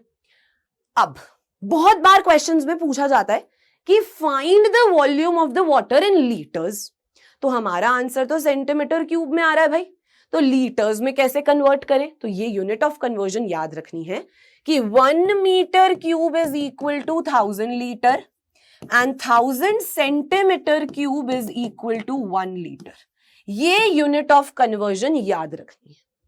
ठीक है, क्लियर है, ओके। अब आगे चल लेते हैं, नेक्स्ट क्वेश्चन देखिए 13.3 का है, question number 6। How many silver coins, सिक्के सिल्वर कॉइन्स की बात कर रहे हैं, जिनका डायामीटर हमें दिया जा रहा है 1.75 सेंटीमीटर इन डायामीटर और उनकी थिकनेस दी जा रही है 2.2 मिलीमीटर। अब आप सिक्के उठाकर देखिए, 5 रुपए का अगर एक कॉइन है या 10 रुपए का कॉइन है, आप उठाकर देखिए तो वो क्या है, हल्के से सिलेंड्रिकल शेप के होते हैं डेफिनेटली। क्यों? क्योंकि उसका कुछ टॉप है, कुछ बॉटम है और उनकी कुछ छोटी सी हाइट होती है जिसको वो थिकनेस कह रहे हैं। तो देखिए हमारा जो सिक्का है वो हमें कुछ इस प्रकार का दिख सकता है ना, वो कुछ इस प्रकार का दिख सकता है। यानी कि ये हमारा क्या है, एक कॉइन है और इसकी जो शेप है ये समवॉट सिलेंड्रिकल शेप है, क्योंकि डेफिनेटली बच्चे इसकी कुछ ना कुछ यहां पर थिकनेस है और अगर इस थिकनेस को हम h मान ले यानी कि उसकी हाइट मान ले तो वो हमें दिया गया है 2 मिलीमीटर। ठीक है, और हमें इस कॉइन का डायामीटर भी दिया जा रहा है, दैट इज 1.75 सेंटीमीटर। सो ध्यान देना है, हमें डायामीटर दिया जा रहा है। ठीक है, सो डायामीटर अगर ये है सो रेडियस हो जाता है डायामीटर का आधा, that is 1.75 divided by 2, that is 175 upon 200 centimetre. ठीक है, क्लियर है। अब वो कह रहे हैं इस कॉइन को हमने मेल्ट कर दिया, इस कॉइन को हमने मेल्ट कर दिया और इसका रीशेपिंग कर दी, इसका आकार बदल दिया और क्या बना दिया, उसे एक क्यूबॉइड बना दिया। सिलेंडर से हमने क्या बना दिया, क्यूबॉइड बना दिया। तो जब भी कभी आप इमेजिन करो आप मोतीचूर के लड्डू बना रहे हो और हलवाई के पास क्या है, उस लड्डू को बनाने का एक मटेरियल है। उसने क्या किया, पहले तो बहुत बड़े बड़े लड्डू बना दिए, लेकिन फिर उसने देखा कि अरे यार ये ना लड्डू कम पड़ जाएंगे, तो इनको ना फिर से तोड़कर मैं छोटे छोटे लड्डू बना देता हूं। यानी कि मटेरियल सेम है, बस उसने क्या किया, उनका आकार बदल दिया। यानी कि वॉल्यूम ऑफ द मटेरियल जिससे भी वो मोतीचूर के लड्डू बन रहे हैं वो तो सेम है, वो अमाउंट मटेरियल वो सेम है, बस शेप चेंज करी है। तो यानी कि जब भी हम मेल्ट करके किसी भी चीज की शेप चेंज करते हैं, उसका आकार बदलते हैं, तो amount of the material used is same, यानी कि volume of the substance is same, right? So melting और reshaping के केस में volume remains same, volume हमेशा same रहता है। So अब वो पूछ रहे हैं कि हम ऐसे कितने सिक्के मेल्ट करेंगे, how many silver coins must be melted to form a cuboid, और उस क्यूबॉइड की लेंथ दी गई है हमें 5.5 सेंटीमीटर, हमें ब्रेथ दी गई है 10 सेंटीमीटर और हमें हाइट दी गई है 3.5 सेंटीमीटर। ठीक है, सो हम मान लेते हैं कि let n coins are melted, n coins हमने मेल्ट किए हैं, सो दैट मीन्स क्या हो जाएगा, so that means volume of n coins is equal to volume of cuboid। Clear है? ठीक है, n coins की जो वॉल्यूम है वो हमारे क्यूबॉइड के वॉल्यूम के बराबर होगी। सो n into volume of one coin, और कॉइन की शेप क्या है, cylinder, that means pi r square h which is equal to volume of a cuboid, length into breadth into height, है ना। so length into breadth into height, हमने यहाँ पे capital LBH क्यों लिया है, क्योंकि स्मॉल h जो है वो हाइट ऑफ अ कॉइन है, कैपिटल H जो है वो हाइट ऑफ अ क्यूबॉइड है, अंतर दिखाने के लिए। ठीक है, अब ये चीज तो आपको समझ आ गई। अब क्या देखना है भाई, एक बहुत ही इंपॉर्टेंट चीज, यहां पर सेंटीमीटर है, यहां पर भी सेंटीमीटर सेंटीमीटर सेंटीमीटर, लेकिन यहां पर मिलीमीटर है। तो भाई मिलीमीटर को सेंटीमीटर में चेंज कर लीजिए, because the units should be same. So millimetre को सेंटीमीटर में चेंज कैसे किया जाएगा। अब बहुत सारे स्टूडेंट्स जो हैं वो रटते हैं, और ये यार क्या करा था, 4th स्टैंडर्ड में पढ़ा था, लेकिन अब तो हम 10th स्टैंडर्ड में आ गए, तो अब तक तो हम भूल जाएंगे, है ना। नहीं, अगर ट्रिक से याद रखेंगे तो सब याद रहेगा। देखिए, king Harry die, mother didn't cry much, या फिर कल हमें दिल्ली में दाल चावल मिले, कल हमें दिल्ली में दाल चावल मिले, या फिर king Harry die, mother didn't cry much. ठीक है, ये हमारा किलोमीटर है, ये हमारा मीटर है, ये सेंटीमीटर है और ये मिलीमीटर है। ठीक है, नीचे से ऊपर आते हैं वी मल्टीप्लाई, ऊपर से नीचे जाते हैं वी डिवाइड।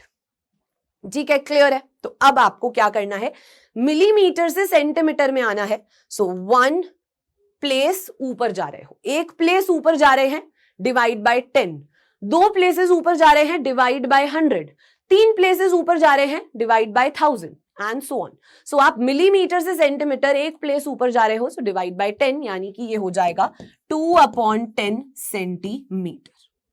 ठीक है जी, क्लियर है? कोई कंफ्यूजन नहीं है, कोई दिक्कत नहीं है ना? चलिए, सो अब फॉर्मूला में वैल्यूज पुट कर लीजिए। So n into pi are square H is equal to l into B into H. So n into 22/7 into radius क्या है हमारा 175 upon 200 into 175 upon 200 into h कितना है 2/10 which is equal to length क्या है 5.5। सो इसको सीधा लिख लीजिए 55/10 इंटू 10 इंटू 35/10। सो 10 से 10 कैंसिल हो गया, ये वाला 10 इससे कैंसिल आउट हो गया। ठीक है, उसके बाद 7 के टेबल में ये चला जाएगा हमारा 25 पर, और इसके बाद 2 के टेबल में ये चला जाएगा 100 पर। सो 25 के टेबल में ये चला गया 4 पर, देन 2 के टेबल में ये जाएगा 2 एंड ये जाएगा 11 पर। ठीक है, सो अब हमारे पास क्या बच गया, n into 11 into 175 upon 200 into 2 which is equal to 55 into 35। So n हो जाएगा 55 into 35 into 200 into 2 upon 11 into 175। ठीक है, क्लियर? सो 11 के टेबल में ये गया 5 पर, देन उसके बाद 5 के टेबल में ये चला जाएगा 3 and this will be 5, then उसके बाद 35 कैंसिल। सो n की वैल्यू आ गई 400 and this is our answer. ये हमारा आंसर है कि हम 400 सिल्वर कॉइन्स को अगर मेल्ट करेंगे तो क्या बनेगा, जाकर एक ये क्यूबॉइड बन जाएगा। सो यहां पर सिर्फ इंपॉर्टेंट बात क्या है, याद रखना है कि जब भी मेल्टिंग और रीशेपिंग की बात होती है तब वॉल्यूम सेम रहता है और यूनिट को कन्वर्ट करना नहीं भूलना। सारी यूनिट्स सेम होनी चाहिए। अगर सब कुछ मीटर में है तो अगर आपको मीटर में चेंज करना है तो भी आप इस टेबल का यूज करेंगे। अगर सब कुछ सेंटीमीटर में है तो आप सेंटीमीटर में भी बहुत आराम से कन्वर्ट कर सकते हैं। बस इस टेबल को याद रखना है, कल हमें दिल्ली में दाल चावल मिले या फिर king Harry die mother didn't cry much. Easy, simple, right? चलिए, सो आई होप यहां तक कोई कंफ्यूजन नहीं है। चलिए, तो आगे बढ़ते हैं, नेक्स्ट क्वेश्चन देखते हैं। नेक्स्ट क्वेश्चन क्या है हमारा, क्वेश्चन नंबर 6, और ये भी एनसीईआरटी का काफी मोस्ट इंपॉर्टेंट क्वेश्चन है। ये वाटर फ्लोइंग वाले क्वेश्चंस बहुत ज्यादा खतरनाक लगते हैं बट है नहीं, तो ध्यान से सुनेंगे क्या कह रहा है क्वेश्चन। देखिए क्या कहना चाह रहा है, water in a canal 6 metre wide and 1.5 metre deep. हमारी जो कैनाल है वो क्या है भाई, उसमें पानी बह रहा है और वो कितनी चौड़ी है, वो है हमारी 6 मीटर डीप है, 6 मीटर वाइड है, चौड़ी है, और कितना डीप है, यानी कि 1.5 मीटर डीप है। ठीक है, उसके अंदर पानी जो है वो फ्लो कर रहा है, और किस स्पीड के साथ फ्लो कर रहा है, that is 10 kilometre per hour. So speed of water flowing वो है 10 किलोमीटर पर आवर। अब किसी भी स्पीड का मतलब क्या होता है कि हमारी गाड़ी है वो 40 किलोमीटर पर आवर की स्पीड पर चल रही है, that means the distance travelled by the car is 40 kilometre in 1 hour, है ना। हमारी गाड़ी जो है वो 40 किलोमीटर चल रही है 1 घंटे के अंदर। सो पानी बहने की जो स्पीड है वो 10 किलोमीटर पर आवर है, दैट मीन्स पानी ने जो डिस्टेंस ट्रेवल किया है 1 घंटे में, that is 10 kilometre. So distance travelled bye water in 1 hour is 10 kilometre. ठीक है जी, क्लियर है इतनी बात। तो यानी कि जो हमारी कैनाल है इसकी लेंथ क्या हो जाएगी, इसकी लेंथ हो जाएगी 10 किलोमीटर इन 1 आवर। सो अगर हम कैनाल की बात कर रहे हैं, सो हमारी कैनाल की लेंथ हो जाएगी 10 किलोमीटर इन 1 आवर। ठीक है, क्योंकि हमारा पानी जो है वो ऐसे फ्लो कर रहा है। उस कैनाल की जो चौड़ाई है वो तो फिक्स्ड है, गहराई है वो भी फिक्स्ड है। सो ब्रेथ जो है वो है 6 मीटर, हाइट जो है वो 1.5 मीटर है। ठीक है, अब आप क्या देख सकते हैं कि वो बोल रहे हैं कि इस कैनाल से जो पानी है वो कहां शिफ्ट हो रहा है। इस कैनाल का जो पानी है वो हमारा शिफ्ट हो रहा है एक लैंड में, जिसको हमें इरिगेट करना है, जहां पर हमने फसल उगा रखी है और वहां पर हमें इरिगेशन करनी है। सो आप जानते हैं कि लैंड में, अगर लैंड का जो एरिया है और उसमें स्टैंडिंग वाटर हमें रखना है। अगर आपने कभी देखा हो चावल की जो फसल होती है, जब हम राइस उगाते हैं तो वहां पर कुछ पानी जो है वो रुका हुआ होता है, स्टैंडिंग वाटर होता है। और राइस की जो क्रॉप्स होती हैं उसको उगने के लिए बहुत सारे पानी की रिक्वायरमेंट होती है, तो इसीलिए ज्यादातर जो चावल उगाए जाते हैं वो कोस्टल एरियाज में उगाए जाते हैं। ये आपने अपनी सोशल साइंस में, ज्योग्राफी में पढ़ा होगा, है ना। सो उसको स्टैंडिंग वाटर की जरूरत होती है। सो हमें पूछा है कि ये जो लैंड है इसका एरिया कितना है, अगर हमें 8 सेंटीमीटर स्टैंडिंग वाटर चाहिए। यानी कि इस लैंड में, अगर ये हमारा लैंड है, मान लेते हैं ये हमारा लैंड है और इसमें हमें 8 सेंटीमीटर की हाइट का पानी चाहिए। 8 सेंटीमीटर की हाइट का पानी अगर चाहिए तो इस लैंड का हमें एरिया जो है वो बताना है। एरिया जो है हमें बताना है। तो आप जानते हैं कि अगर हमारा जो लैंड है वो रेक्टेंगुलर शेप का है, तो उसमें अगर हमने पानी को रोक दिया तो उसकी हाइट 8 सेंटीमीटर हो गई पानी की, तो वो क्यूबॉइड बन गया। और जितना पानी हमने रोका है उतना ही पानी हमारे कैनाल में से जा रहा है। जितना पानी कैनाल में से लैंड में जा रहा है, volume of the water same है। सो यानी कि हम क्या बोल सकते हैं, volume of water from canal in 30 minutes, क्योंकि क्वेश्चन में बात हो रही है कि 30 मिनट्स में कितना पानी आ सकता है, right, is equal to volume of water in land. Land के ऊपर कितना पानी है, दैट मीन्स क्या बात हो रही है, volume of water from canal in 30 minutes is equal to area of land multiplied by height of water, multiplied by height of water. Clear है। So volume of water in canal हम find कर सकते हैं length into breadth into height, लेकिन ये 1 घंटे की volume आएगी। 1 घंटे में हमारे पास 60 मिनट्स होते हैं, 1 घंटे में हमारे पास 60 मिनट्स होते हैं और हमें यहां पर 30 मिनट्स की बात करनी है। So volume of canal in 1 hour वो क्या हो जाएगा, 10, volume of water in canal वो क्या हो जाएगा, L into B into h. ये 1 घंटे की बात हो रही है। 1 घंटे में वॉल्यूम क्या है हमारी, L into B into h, यानी कि 60 मिनट्स में हमारी वॉल्यूम है L into B into h. तो 1 मिनट में हमारी वॉल्यूम कितनी हो जाएगी, L into B into h upon 60। So 30 minutes में हमारी वॉल्यूम कितनी हो जाएगी, L into B into h upon 60 into 30। So यहां पे आ जाएगा अपॉन 60 इंटू 30। ठीक है, ये सारी कहानी समझ आई आपको, ये सब कुछ क्लियर हुआ। अब which is equal to area of land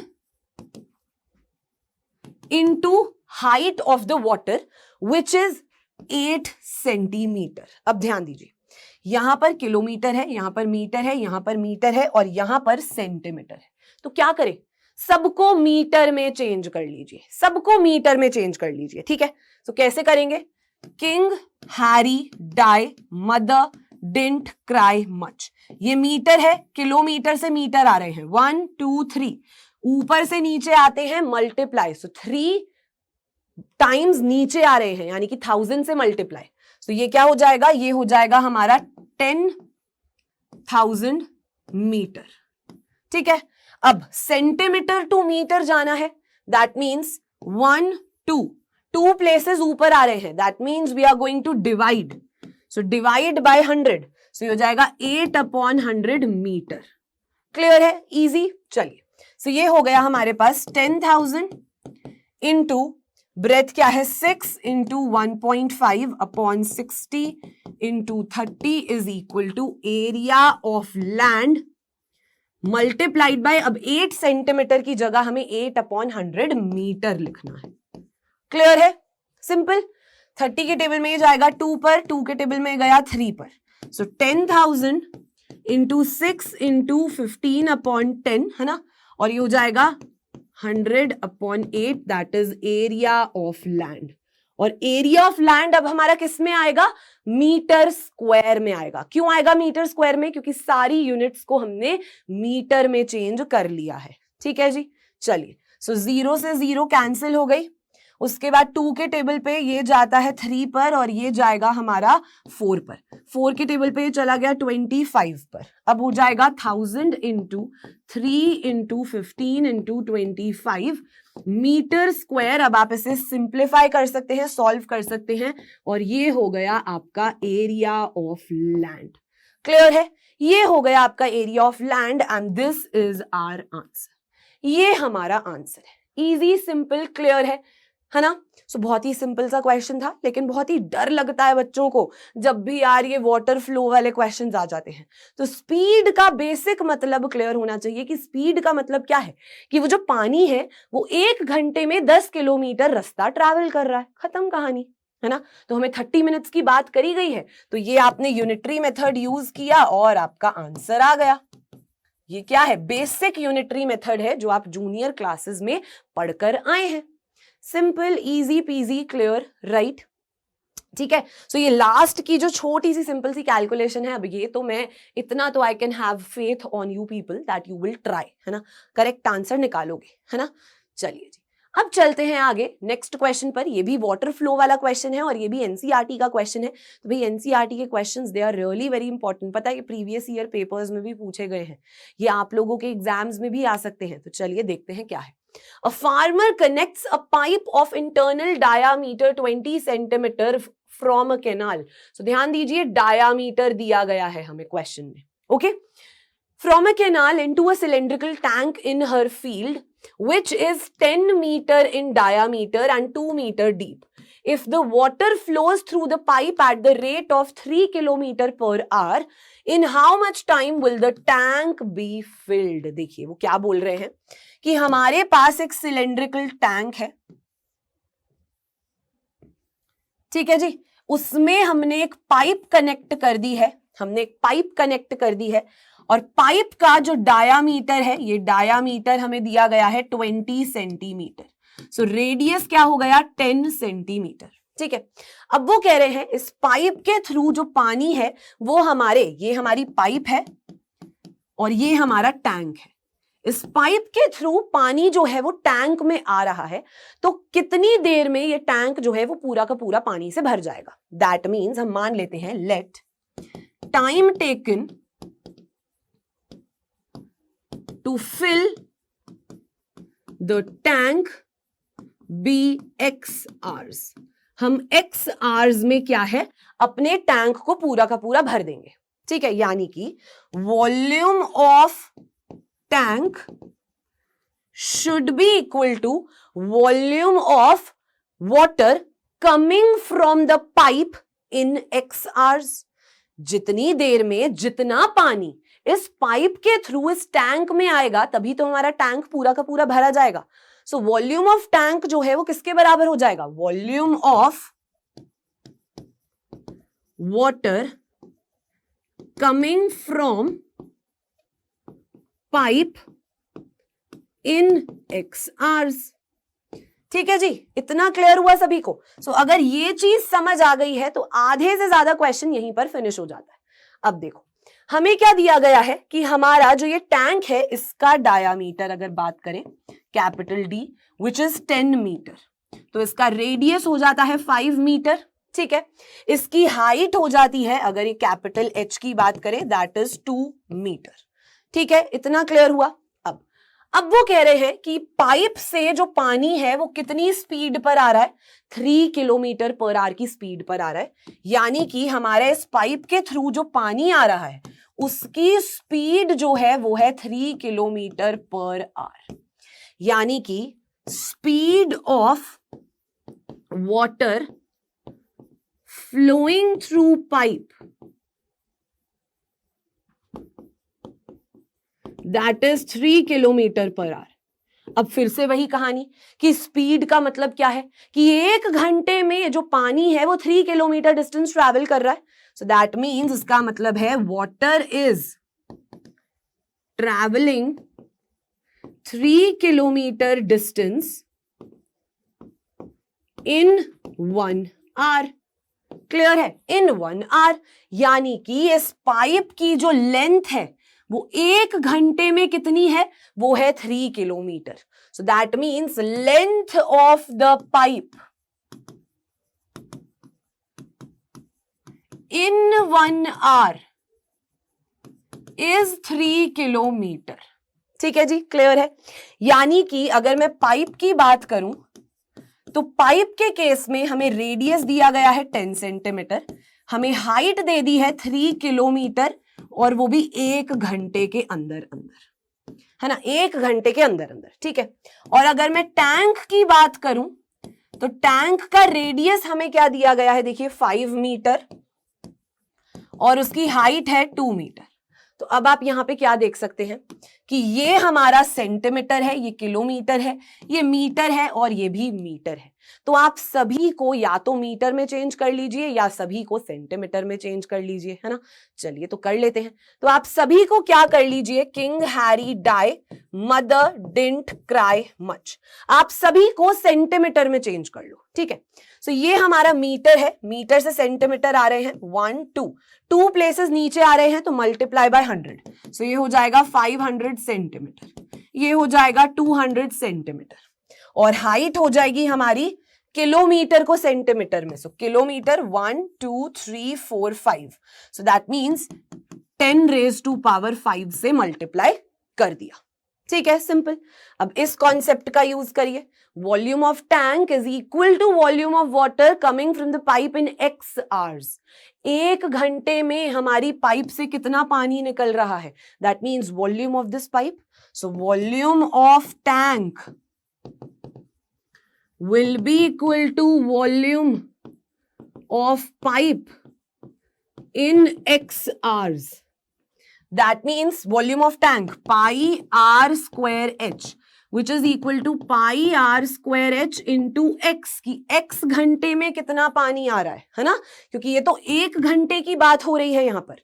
ठीक है, सो पाई से पाई कैंसिल हो गया, ये हो जाएगा 500 into 500 into this is 200, which is equal to, ये हो जाएगा 10 into 10 into 3 into 10⁵ और ये हो जाएगा हमारे पास into x। ठीक है, अब देखिए क्या हो जाएगा। अब देखिए 1 2 3 4 5। ठीक है जी, तो 5 zeros ये जो है ये इससे कैंसिल हो गया। यहां पर 1 0 है, ये 1 0 कैंसिल हो गई, तो हमारे पास क्या बच गया? देखिए 5 into 2 is 10, तो ये 10 कैंसिल हो गया, तो हमारे पास क्या आ गया? x आ गया हमारे पास 5/3 आवर्स। ये हमारा आंसर है। This is our answer. Clear है? आप इसको मिनट्स में चेंज करना चाहें कर सकते हैं, मल्टीप्लाई बाय 60 करेंगे, आंसर मिनट्स में आ जाएगा। ऐसे छोड़ना चाहें तो ऐसे भी छोड़ सकते हैं, लेकिन मेन काम था आपको ये चीज समझना कि ये क्लियर हुआ या नहीं। ठीक है, आपको स्पीड के बारे में समझ आया कि स्पीड अगर 3 किलोमीटर पर आवर है तो इसका मतलब है 1 घंटे में हम 3 किलोमीटर डिस्टेंस ट्रैवल कर रहे हैं। इजी। अगर ये सारी बातें क्लियर हैं तो अब वाटर फ्लोइंग वाला कोई भी क्वेश्चन आएगा आप लोग कर पाएंगे, है ना। सो इतना कॉन्फिडेंस तो आ गया है कि वाटर फ्लो वाला कोई भी क्वेश्चन अगर आपको पेपर में दिख जाए तो आप तो बड़े खुश हो जाएंगे कि यस यस आरुषि मैम ने हमें समझाया था और हमें समझ आ गया था, है ना। चलिए आगे चलते हैं नेक्स्ट क्वेश्चन पर। So I hope it is clear to you. चलिए अब ये क्वेश्चन काफी इंटरेस्टिंग है। देखिए मेरे पास यहां पर क्या है भाई, एक शीट है, पेपर की शीट है, इससे समझने की कोशिश करते हैं। ठीक है, ओके चलिए, तो ये अब हमारे पास क्या है, एक शीट है जिसकी हेल्प से हमें ये क्वेश्चन समझना है। क्वेश्चन क्या कह रहा है पहले रीड कर लेते हैं।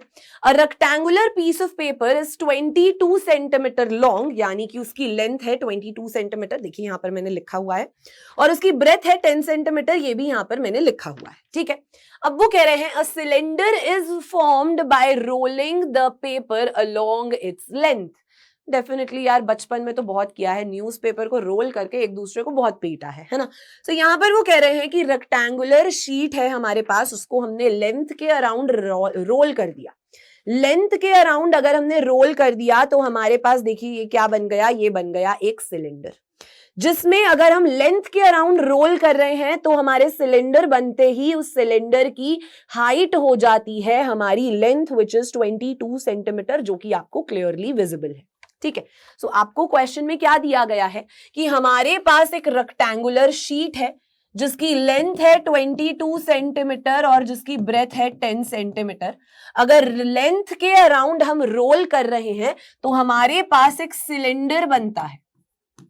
ठीक है, और उस सिलेंडर के अंदर अगर आप ध्यान से देखें तो सिलेंडर की जो हाइट होगी वो हमारी क्या होगी, 22 सेंटीमीटर के बराबर होगी। यानी कि अगर हमारी जो शीट है, sheet is rolled around length, तब हमारा वो जो लेंथ है, तब वो जो हमारी लेंथ है वो हमारी हाइट ऑफ सिलेंडर बन जाता है, तब वो हमारा हाइट ऑफ सिलेंडर बन जाता है। और अब एक और चीज ध्यान से ऑब्जर्व करिए कि जो हमारी ब्रेथ थी, देखिए ये हमारी ब्रेथ है, नीचे हमें दिख रहा है ये हमारी ब्रेथ है।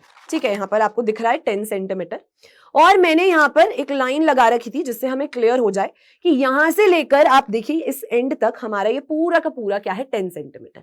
यानी कि ये ब्रेथ क्या बन गई, हमारे इस सर्कल की बाउंड्री बन गई, हमारे सर्कल की बाउंड्री बन गई। दैट मीन्स बाउंड्री का मतलब है पेरीमीटर। सो ब्रेथ बन गया perimeter of the circle. Breadth क्या बन गया, perimeter of the circle. Clear है, सो ब्रेथ बन गया perimeter of circle.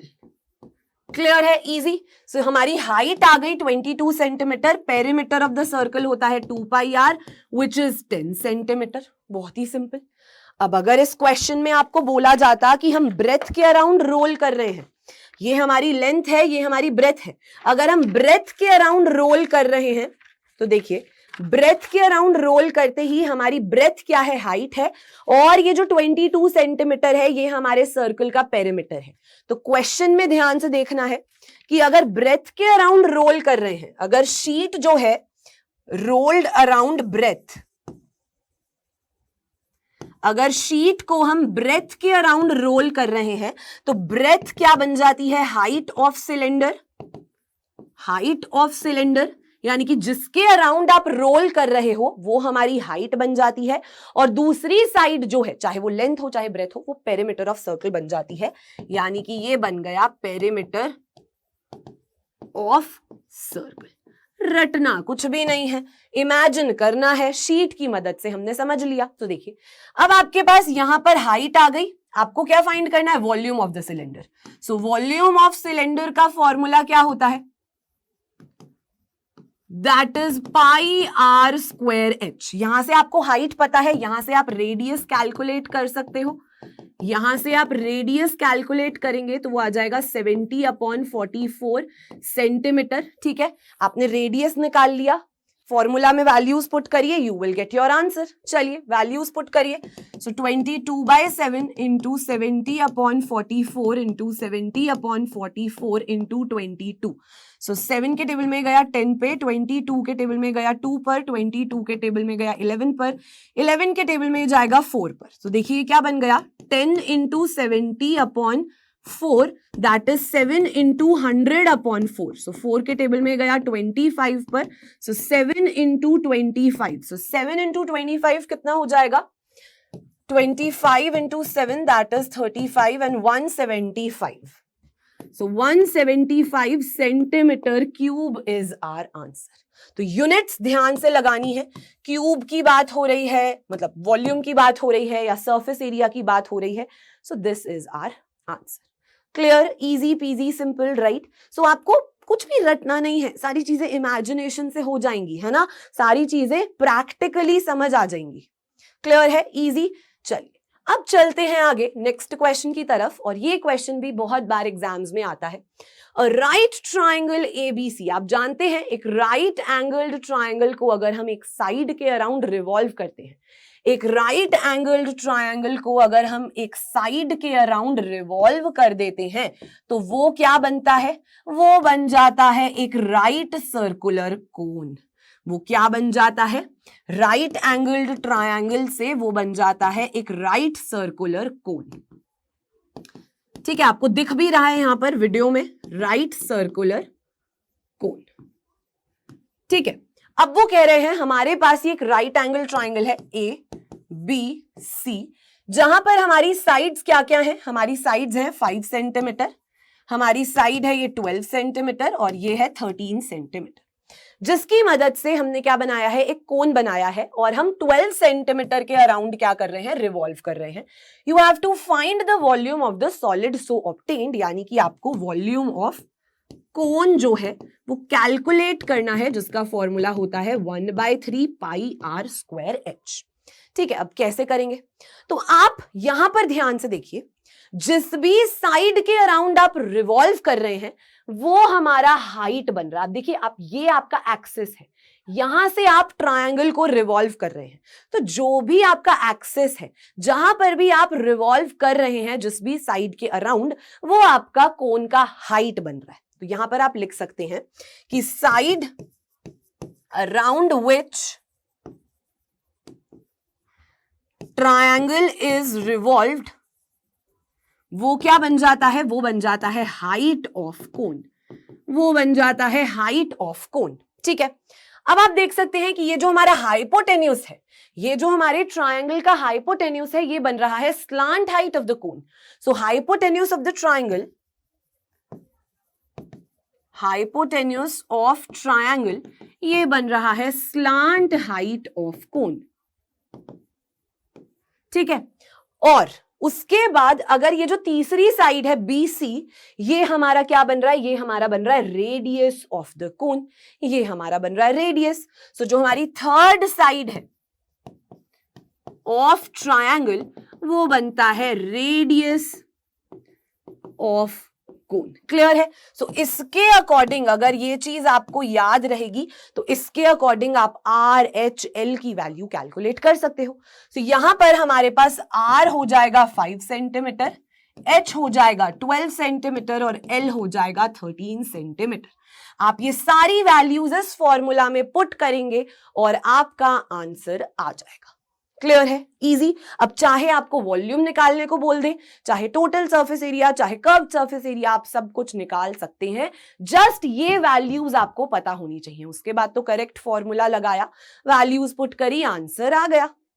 Simple, easy PG, है ना। सो आई होप अब कैलकुलेशन पार्ट आप लोग कर लोगे, है ना। यार कैलकुलेशन पार्ट तो मैं आप लोगों के लिए छोड़ सकती हूँ या नहीं छोड़ सकती? छोड़ सकती हूँ ना, इतना ट्रस्ट कर सकती हूँ आप लोगों पे, या नहीं कर सकते?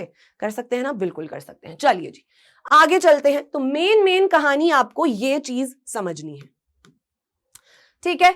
चलिए अब आगे चलिए, फटाफट से देखते हैं नेक्स्ट क्वेश्चन। ये भी काफी अच्छा क्वेश्चन है, this is also a nice question. So देखिए, a well inside diameter is 3 metre. हमारे पास एक कुआं है भाई, हमारे पास क्या है, एक कुआं है, ठीक है, जिसका हमें डायामीटर दिया गया है। तो ये हमारे पास वेल है जिसका डायामीटर हमें दिया गया है 3 मीटर, तो उसका रेडियस हो जाएगा 3/2 मीटर, जिसकी हमें डेप्थ दी गई है, यानी कि हम अगर h मान ले तो वो हो जाएगा 21 मीटर, ठीक है। And earth so dug out, कुआं खोद रहे हैं तो कुछ ना कुछ मिट्टी निकलेगी। सो जो भी हमारी अर्थ निकली, जो भी हमारी मिट्टी निकली, उससे हमने क्या बना दिया, उस कुएं का एम्बैकमेंट बना दिया।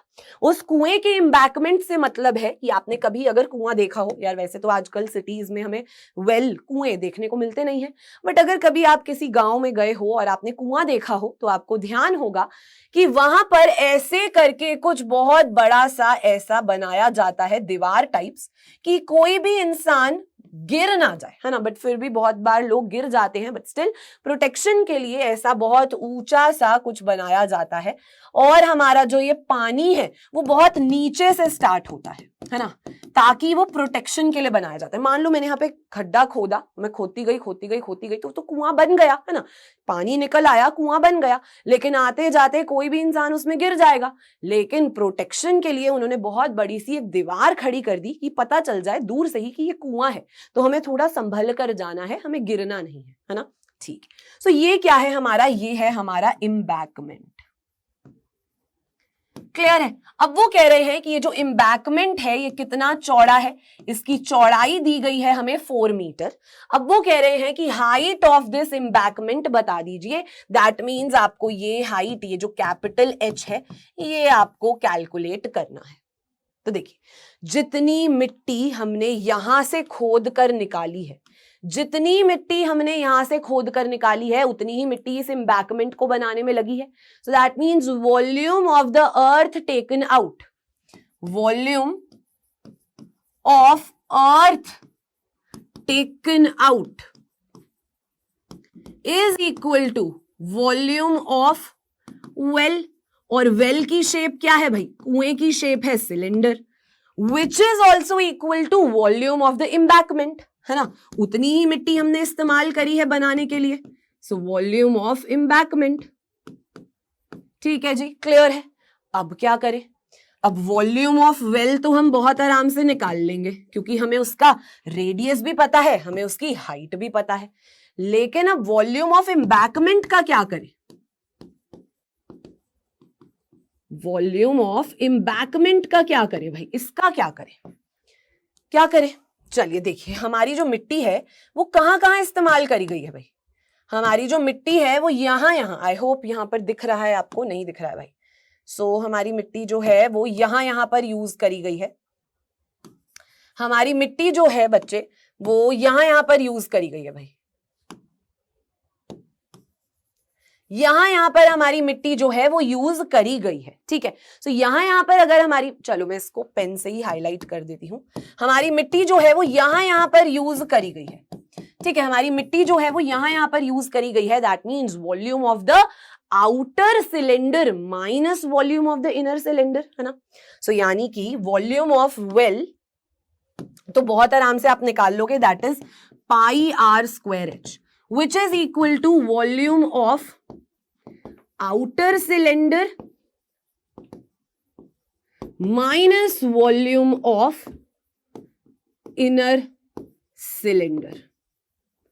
ठीक है जी, क्लियर है। तो अब देखिए, pi are square H is equal to volume of outer cylinder.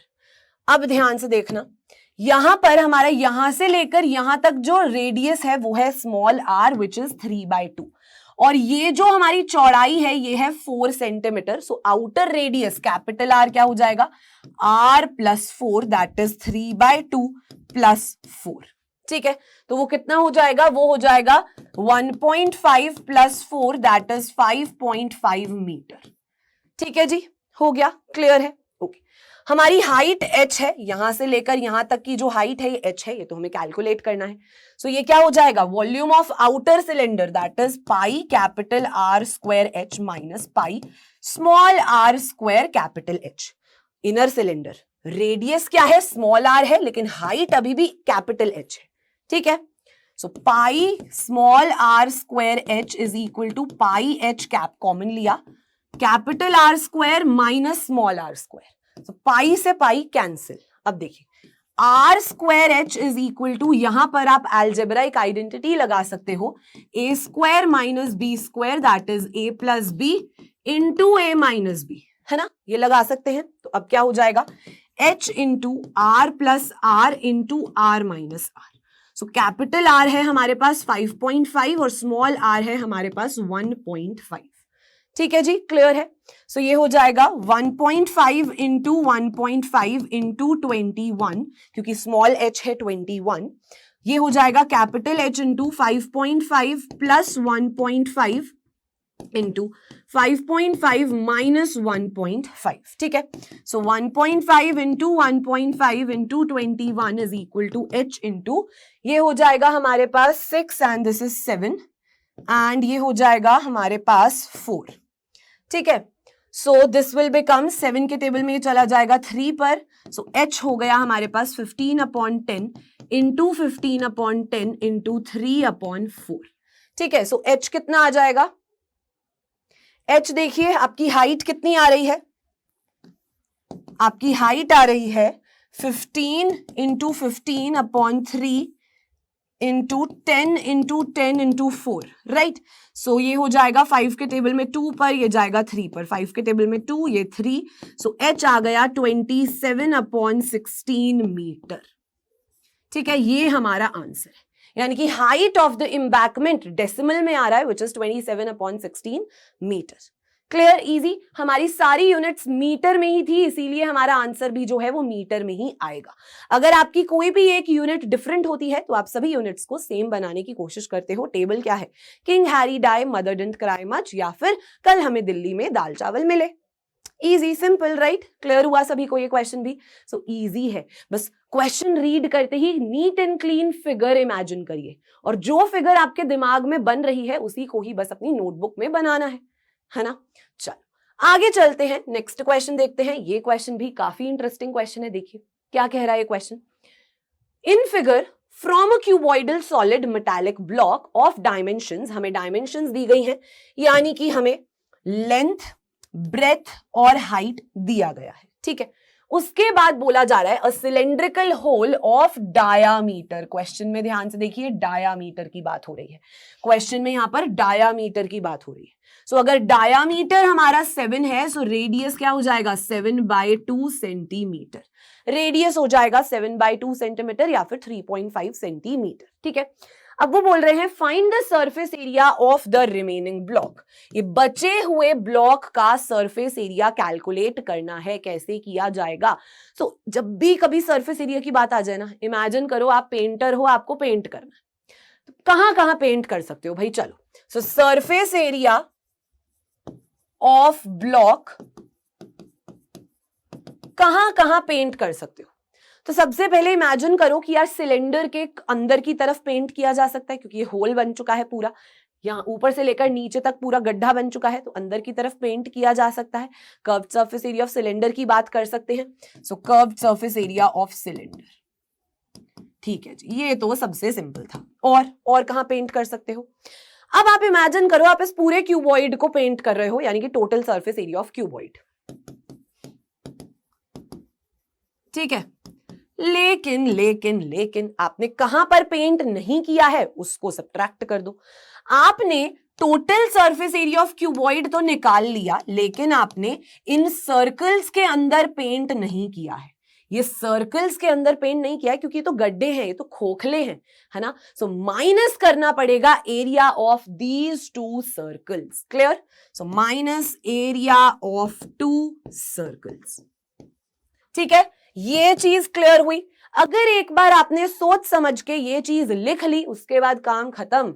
उसके बाद सिर्फ फॉर्मूला पुट करना है, वैल्यूज पुट करनी है, एंड आपका आंसर आ जाएगा, राइट। चलिए देखिए क्या है सरफेस एरिया ऑफ ब्लॉक। सो सबसे पहले तो भाई curved surface area of cylinder क्या होता है? 2πRh। So 2πRh plus total surface area of cuboid 2 into LB plus BH plus HL minus area of circle क्या होता है? πr square. 2 सर्कल की बात हो रही है, सो माइनस 2πr स्क्वायर। ठीक है जी, क्लियर है। हमें सर्कल का रेडियस पता है। अब सिलेंडर की हाइट क्या होगी? सिलेंडर की हाइट क्या होगी? देखिए सिलेंडर की हाइट ये होगी, जो हमारे क्यूबॉइड की हाइट है वही हमारे सिलेंडर की हाइट होगी, यानी कि 5 सेंटीमीटर। ठीक है, सो बस क्या करना है, फॉर्मूला में वैल्यूज पुट करनी है। So surface area of block क्या हो जाएगा? 2πRh plus 2 into LB plus BH plus HL minus 2πr square.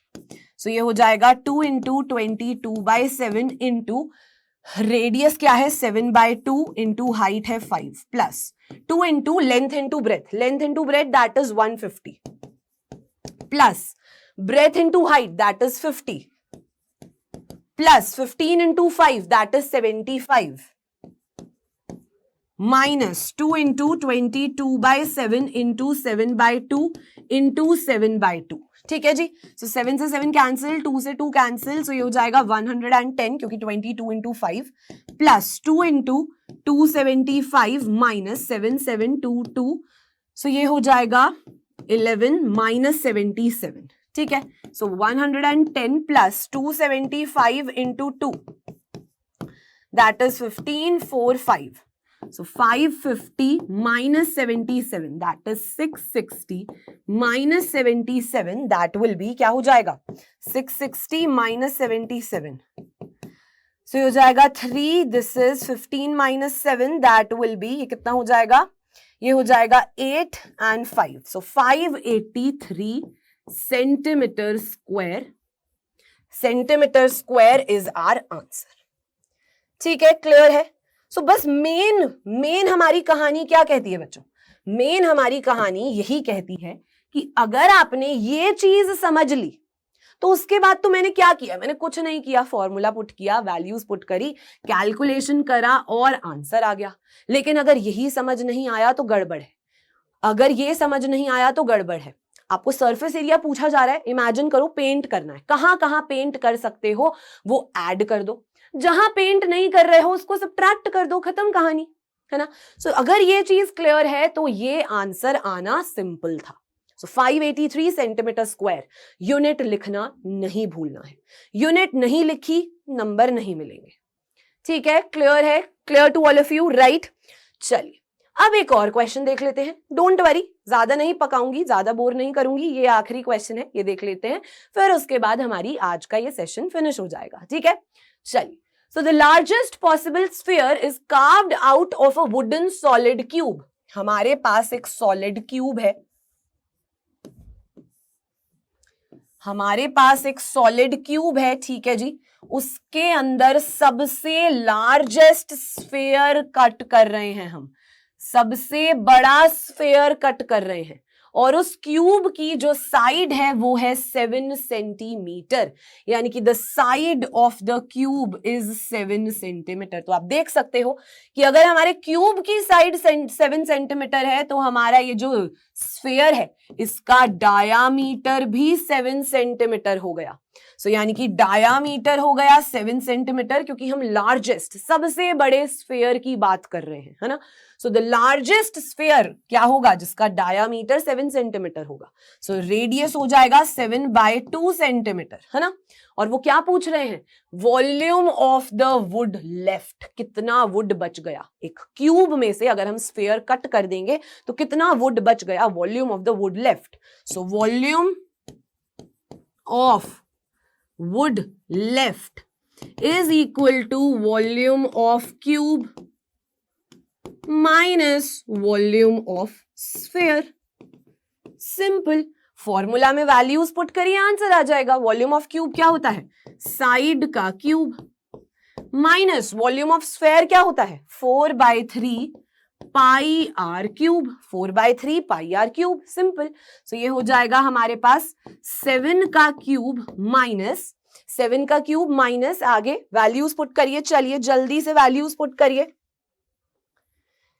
जल्दी से। तो क्या हो जाएगा 4/3 इंटू 22/7 इंटू 7/2 इंटू 7/2 इंटू 7/2। अब देखो कैलकुलेशन सिंपल करने का तरीका, यहां से आपको दिख रहा है ये क्या है, 7 का क्यूब है, तो 7 का क्यूब ले लीजिए कॉमन, आपके पास बच गया 1 माइनस 4/3 इंटू 22/7 इंटू 1/8। ये चीज हमारे पास बच गई, ठीक है। कैलकुलेशन आसान करने का तरीका, 4 के टेबल में जाएगा 2 पे, 2 के टेबल में गया 11 पे।